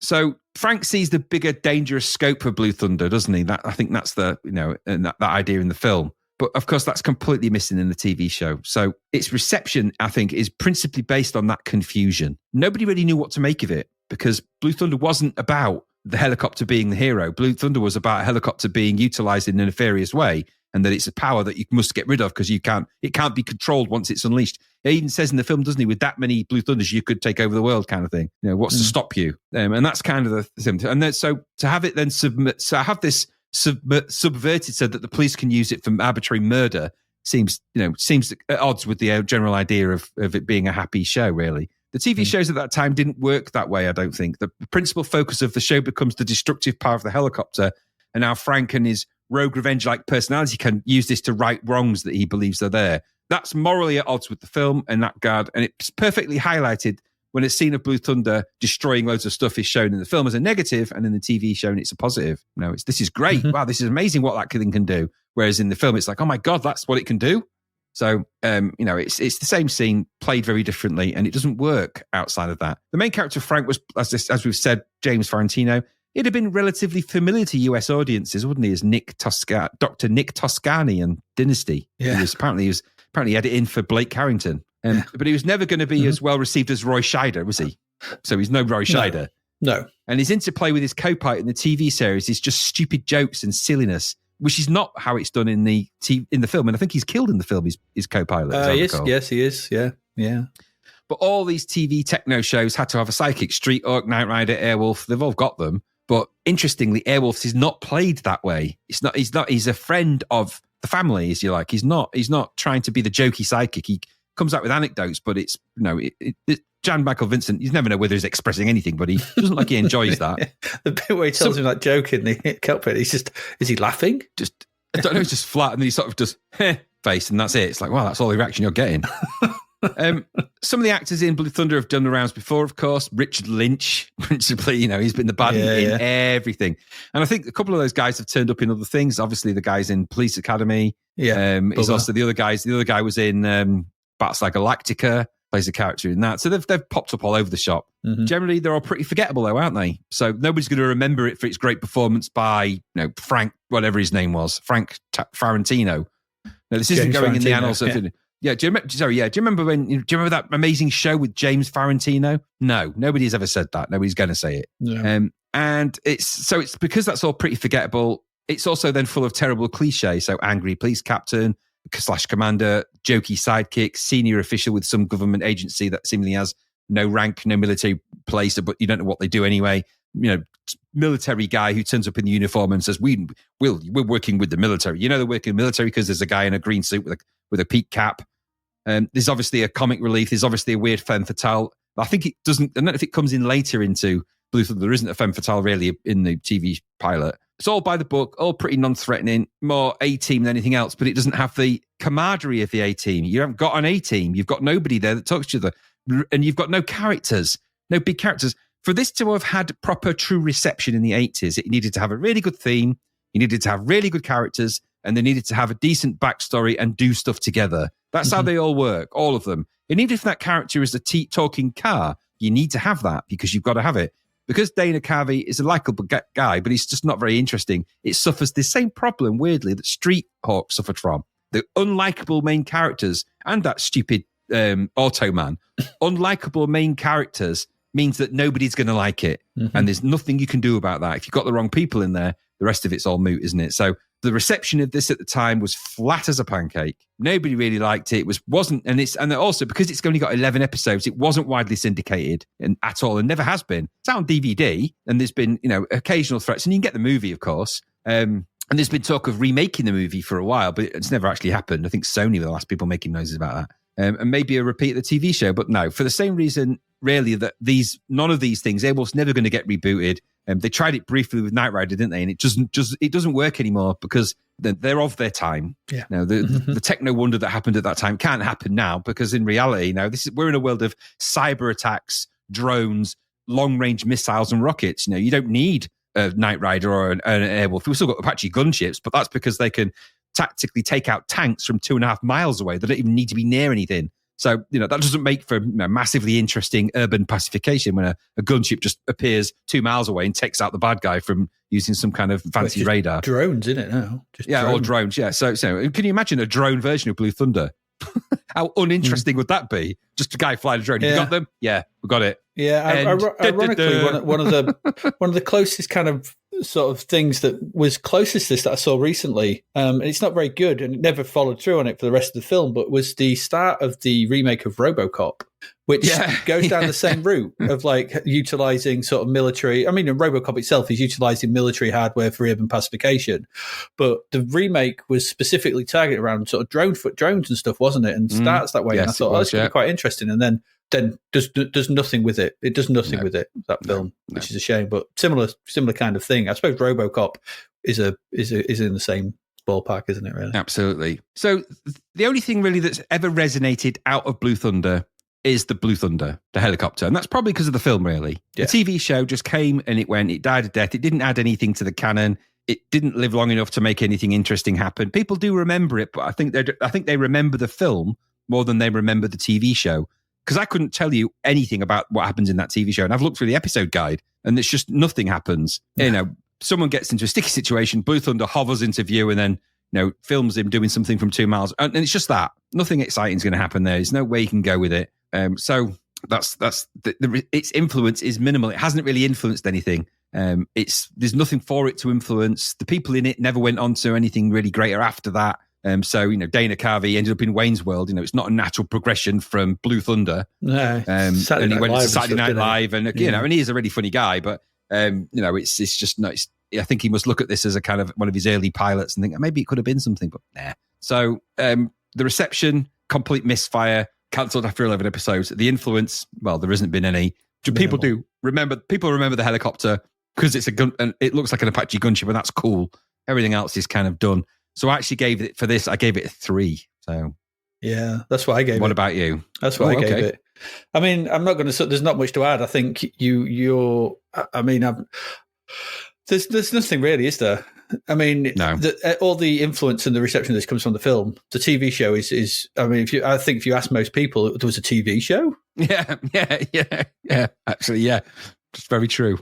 Especially now. Yeah, you'd be like, was there? Yeah, I remember the film, Roy Scheider and stuff like that. And I think that the main problem with this is that because it went off in a different tangent, in a different direction, and a different, it's just a bad idea from the very outset. If the film is about one thing, it's supposed to be about one thing. If you go down a different thing, then the whole purpose of Airwolf's powers, things it can do, are nefarious. And that is what it's supposed to be about. If you take that away, then you've essentially just got a boring, hyper powerful military, ultra powerful military thing that solves all problems. It's bulletproof. It's got a massive gun. It can film you from miles away. It can hear you from miles away. Well, if you've got that, then whatever. But there's no exploration of the fact of if that power is used for bad stuff and to control the society, and worries about being we have nowadays sort of thing. There's the whole thing about GCHQ and all those kind of places in in America. All your emails are checked and all this kind of stuff, and you've got off the grid and all. There's all those kind of things. Yeah, Big Brother and all that kind of thing. Those are science fiction themes that this program just completely jettisons. Yep. In favor of James Farentino's shit one-liners. And they are shit. Yeah, they're awful. And also as well, what's his face? I mean, and it pales in comparison to films. Sandy McPeak plays Captain Braddock. Okay, it's fine, but he's up against Warren Oates. In the film, and Warren Oates, he's brilliant in the film. He's just great, but he's a angry, cliched captain. But because he's Warren Oates, he pulls the part off. Here it just is a typical, nothing works in this. It's not very good. I watched it and I was like, this is just stupid and terrible. And it's because it just ripped everything that was supposed to be Blue Thunder out of Blue Thunder, apart from the helicopter. So I'm glad it had no influence. Damn you and your influence. Gone. Yeah. So in fact, I might even lower my score to a 2. Victor Will. I'm going to give it a 2. Okay, yeah. Well, you can do what you like. Yeah, that's fair. No, that's fair. Okay. Well, Airwolf then. Airwolf is a different kettle of fish, really, isn't it? Because Airwolf's not about those themes. It's not about that. So its influence and reception sort of thing go in a different direction. Because I think you can always talk more about something when it completely fails. Because I don't think Airwolf came along and was. Well, I don't think Airwolf was ever supposed to be the film Blue Thunder is supposed to be a comment on like War Games is and to a degree Short Circuit, 3 John Badham films of the mid '80s. They're all about the creation of technology and can we control it and how is it being used for different reasons, sort of thing. Short Circuit was supposed to be a war robot. It was originally. Yeah. War Games is the whole notion if we give all the control to sort of computers. Those themes are sort of explored in John Badham's films in the 80s. Those 3 films, he obviously wanted to explore those themes. But when you take that out, you can talk about that, and you can talk about that. Airwolf, I don't actually know. Airwolf is just a cool, from what I saw of it, it's just a cool TV show of the 80s. Yeah, I'm not sure it's supposed to be about much more. I mean, you could look at the sort of thing that it's about, these sort of international intrigues and stuff like that go through it. And it does seem, the thing is with Airwolf is it seems that the first season of Airwolf is regarded pretty positively. There's only 12 episodes as well. But those 12 episodes, from what I read around, where most people like going, it was actually quite interesting. It was doing stuff that was off the sort of beaten path. Most TV shows around the time were American TV shows were based very much around American cities and solving stuff. Obviously, Knight Rider was driving around and stuff, but it was very much in America doing stuff. This kind of went out into international themes. And despite this opener being a tad on the dull side, I think it was trying to do something, at least do something different. And a lot of modern reviews seem to pick up on that, and I've seen sort of comments, and I can see this as well. A lot of praise is actually given to Vincent's portrayal of that tortured hero, and I think that's quite unusual for. I mean, if you compare Jean-Michel Vincent's to Michael Knight's, probably Michael Knight's got more reason to be a bit annoyed and tortured, but he's got a completely different face, and he doesn't know who he is, and he was nearly shot in the head. That's reasons to be angry. But after that night one, he's just poking around, isn't he? Sort of thing. Michael Knight. Jean-Michel Vincent is constantly a morose, even to the rest of the episodes, but especially in this one. You've got the death of his parents, the death of the love of his life, his brother getting lost in Vietnam. This led to his hermit-like existence. Because I read sort of thing, he thinks he's cursed, so he just wants to live away from everything. That's quite an interesting setting. And I think that's been noted like as a precursor to what we saw in like Tim Burton's Batman and and the anti-heroes we kind of get, because I'm trying to think of TV shows with anti-heroes for that time. He's not an anti-hero, but he's not your happy-go-lucky typical cocksure. He's not James Farentino who's like, hey, I've got my crap catch line. I'll do what I like. Yeah, but Stringfellow Hawk is a person that barely talks, and when he does, he's just to correct people for whatever. Yeah. So I think there's something interesting in that, and I think that obviously probably fed down the line. But I think as seasons 2 and 3 came along, and this is noted sort of thing that the studio thought, people saying this is quite dark, and we want more sort of American stuff, so it changed tone to a more American focused hijinks and action stuff. And it turns out that people very into America, yeah, and then people didn't like that, and it was cancelled after season 3. Yeah. And even Donald Belisario didn't like it as well, and he buggered off after season 2. Yeah, he left. He did. Yeah. So I think that was a mistake, but it did what it is. And I'm not going to really mention season 4 because I don't think it's the same show. It just happens to have the same helicopter in it. However, when you have I think the main follow through from one of the things of this is its theme tune again. We mentioned the theme tune. I think the theme tune is people that resonates with a lot of people. But and there's always going to be a raft of nostalgic feelings towards the show. Everyone knows Airwolf, the TV show. People know Blue Thunder, the film, but not the TV show, as I said. But it goes beyond that. And I think as a media piece, if we're looking sort of thing for influences and reception and the way it sort of spiraled out. In the at the time there were multiple games on home computers. There was there was a Blue Thunder game, but it's nothing to do with the show, as much as nothing to do with either of them. But there were multiple home versions of the based on it. So we reviewed the acid trip adventures of Stringfellow Hawk way back in episode 1 of Zapped to the Past. So that's when we looked at it. There were versions released for the Spectrum, the Amstrad, and the Atari 800. There was even a sequel that passed us by that was released in 1986. There was an arcade game developed and released in 1987, and there was a Famicom port of this that was released in 1988. There's also another that was a 2D side-scrolling shooter. There was also a 3D version of Airwolf, completely different game developed for the NES that was made by Beam Software. Good old Beam Software. Good old Beam for Acclaim. I had looked at that and it didn't look good. But there you go. There were 2 books written at the time of syndication as well, entitled Airwolf and Trouble from Within, which sounds like he'd had too much of Santini's beef. But I'm not sure. Nobody wants too much of that. No. And there was even a graphic novel called Airwolf Airstrikes, released in 2015. Oh, cool. So, it's still going strong. I think Airwolf stuck around as an idea, because like the A-Team, stuff like that theme tune. The theme tune, you can't, it's iconic theme tune. And those tunes of the 80s stick. They just do. Yep.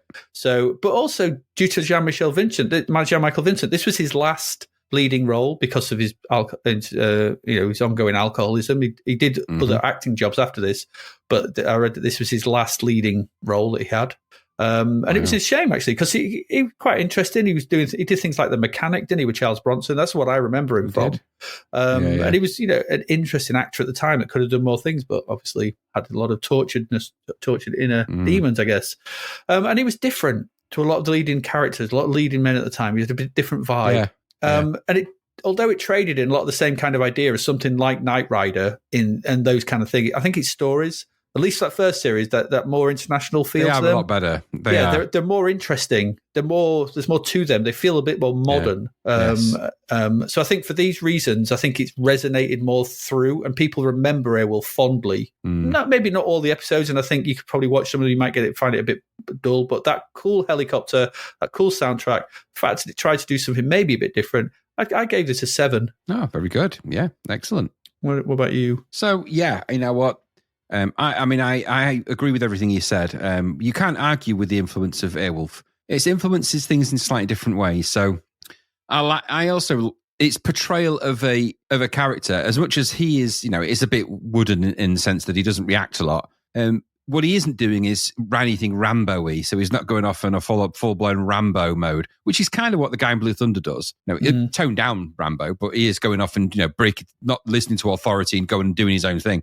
Stringfellow just goes and isolates himself from the world, as you say, and that's actually quite an interesting tone to strike. And I think that's what makes his character is intriguing, if mysterious by being miserable, but he is intriguing, and that makes the TV show. It gives it an air of mystery, and mystery gives TV shows longevity. So because Airwolf is a mysterious, futuristic helicopter, the missions that he gets sent on in that first season are generally quite mysterious missions because they're going into the unknown. It's going to Russia. There's one that's, they're all over the place. And there's lots of interesting things. When it became more urban, when it became just about, being in domestic territory, as it were, you're going to lose a bit of the air of mystery about that, and so it loses its agency. So that, I think, does affect its reception at the time. But because it's got enough of the mystery in those first 2 seasons and enough Airwolf stuff doing, stuff that military helicopters don't or can't do. And that's an important factor of Airwolf, is that it's doing things that helicopters can't normally do. It flies faster. It can go up higher. There's 2 occasions when it goes up to the stratosphere, I think, like 80,000 feet and stuff like that. It's doing things that the helicopters, you don't think they can do. So because it's doing that, it adds that, what can it do? What are the capabilities? And they say in the TV show, we don't know what it's capable of. It could be capable of all sorts of things. So because of that, you're building in a future-proof nature to that show. And because of that, add to that the theme tune, that futuristic synth-based theme tune. And we all know that synth music just took off. So because synth music then gathered ground, because the techniques and the instrument sounds were then utilized throughout the entirety of pop music for the next decade and beyond, the theme tune was always going to resonate. The theme tune for Blue Thunder and all those TV shows around that time date very quickly. But Airwolf's team hasn't dated because it's using the Lindrum and the Oberon OBX and the OB8 and stuff like that. It's using those instruments that pop bands were using at the time. Well, people still like the 80s pop music and synth music from that time. So, Airwolf's going to sit in there. So its influence resonates through all of its ability to sort of, it leveraged important things at the time without perhaps realizing their importance in terms of how that would be perceived later down the line. And of course, retroactively, well, it looks better. It sounds better. It's a more interesting show. There's more of them as well. So if you're going to buy the DVD box set, you're going to get 50 odd episodes. Whereas with, Blue Thunder, you're going to get a cozy 11.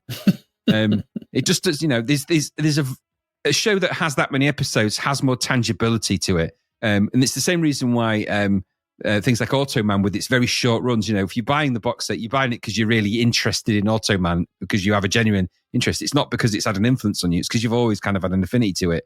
Or you've had what is that about? Whereas Blue Thunder, because it was never syndicated widely, because it never gained any ground, Airwolf got the drop on it. And I don't think it ever really got out of, Blue Thunder never got out of Airwolf's shadow, and Airwolf just carried on regardless. And yes, they made a mess of things in the end, as they always do. Yeah. They always do. This isn't, every single episode of the pilots that we've had generally ends with, and the studio fucked it all up. It always seems to end that way. Yeah. Even though I was going to say, even with Space 1999, they managed it, didn't they? So I don't know if we've had one yet where they haven't. But I gave the influence for Airwolf, I actually gave it a 7 as well, because I thought to myself, what personal influence did it have on me? Well, I think I can hold Airwolf accountable for my interest in synthesized music, because I heard that's probably one of the first fully synthesized TV themes I ever heard, if not the first. And outside of some of the British stuff like Doctor Who and stuff that I didn't even know was synthesized, I was starting to become alert to the idea of synthesized music, and it's something I'm very passionate about now. And so I think that's an early influence, and that had that influence, and it won't just be me. There'll be loads of people that have that. And then, of course, you've got all the TV shows as well. And I remember the helicopters. I remember it. I remember it because of that music. I remember the opening sequence because I remember the sequence. It's the same way I remember Knight Rider, strangely enough. I don't remember what a lot of Knight Rider episodes were about, but I remember the opening sequence of Knight Rider driving through the desert and that voiceover and that music. And so, in the same way, I remember the opening of Airwolf, that blueprint sort of zooming into the blueprint and the Airwolf writing coming down. You can't forget those things because they imprint themselves heavily in you as a kid. So 7 I've put for the influence of that. And perhaps I could have gone to an 8, but I'll keep it at 7 because at the end of the day, it did cock up towards the end. It did. 2 seasons and then the cock up began and then it all went wrong. And then a reboot never works. Do they not learn from Battlestar Galactica 80? No.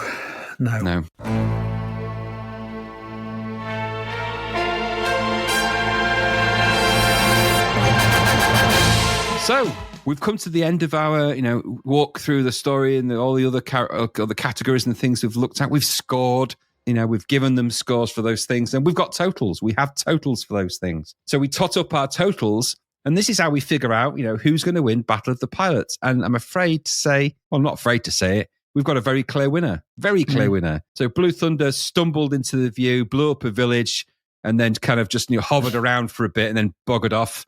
With a 39 points in total from us both. Yeah. Whereas Airwolf screamed into view with fired all its missiles at a jeep, saved somebody from drowning and saved somebody from drying up in the desert. Well, maybe didn't save everybody. Maybe didn't. But zoomed in with 68. So pretty good. We've scored it slightly differently to how we've done the last one, don't we? Because I think we came to a middle ground the last one, so it's slightly different. But whichever way, even if we had to come to conclusions of the same, Airwolf battered Blue Thunder. It just, Yeah, and there's no argument. It pretty much, with the exception of maybe a couple of categories where they hovered around, because they're both about helicopters, cool helicopters. Yeah, the vehicle element. But other than that, the music came and then, first of all, the music kicked it in the balls, then the cinematography gave it a headbutt, and then Reception Influence did a dump on its face, and that was the end of that. Yeah, the only category it scored well in was the vehicles one, and that's because the vehicle is from a film. The vehicle is the thing that's is not part of the TV show that was created. They've taken the only good thing, put it into a piece of crap, and so obviously it would score well there. But whereas Airwolf created something interesting. Absolutely. So, happy days for Airwolf, tough luck for Blue Thunder there. And if you're a Blue Thunder fan, go and watch the film. Yeah, absolutely. Because I watched the film today, and I think it loses its way towards the end when it becomes more of an action film.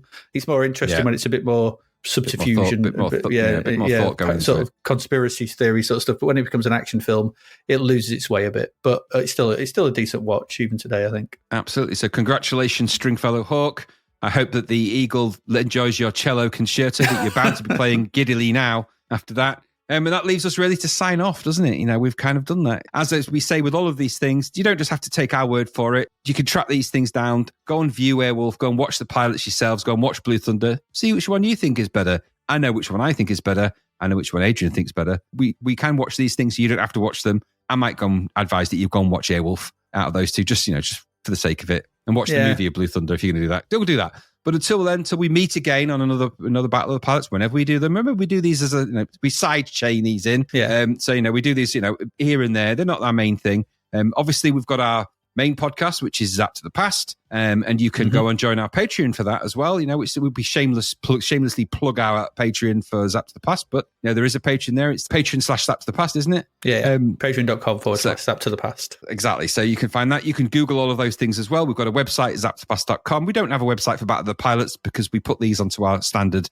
Zapped to the Past podcast feeds as well because it's all part of the fun. But we do have an amazing bunch of patrons who regularly contribute to all of that through our Discord, which you get access to if you pay for the Patreon. It's a top tier price of what? The price of a sandwich. Gets you all sorts of funky stuff. So you can go and do all of that and do enjoy that. You can even buy us a coffee, but kofi.com is it? /Zapped the Past or whatever it is. Indeed, go and do those wonderful things. We do have a Zapped to the Past shop at zappedtothepast.shop. You can browse through there and get yourself a mug if you like. There's no Battle of the Pilots merch on there though. It's all Zapped to the Past stuff. So, you'd have to just cope with that. But there is... Maybe we should get around to doing some Battle of the Pilots merch. Well, I think we should. What we will. In fact, we'll do the that. Images. I'll make a point of doing that. Yeah, we'll make a point of doing those and getting them some of those on T-shirts and things, for people that like that kind of thing. But until we do those things and until we speak again, I have been Graham Raddings, and I have been Adrian Mills, and you have been listening to Battle of the Pilots, Episode 5. See you again.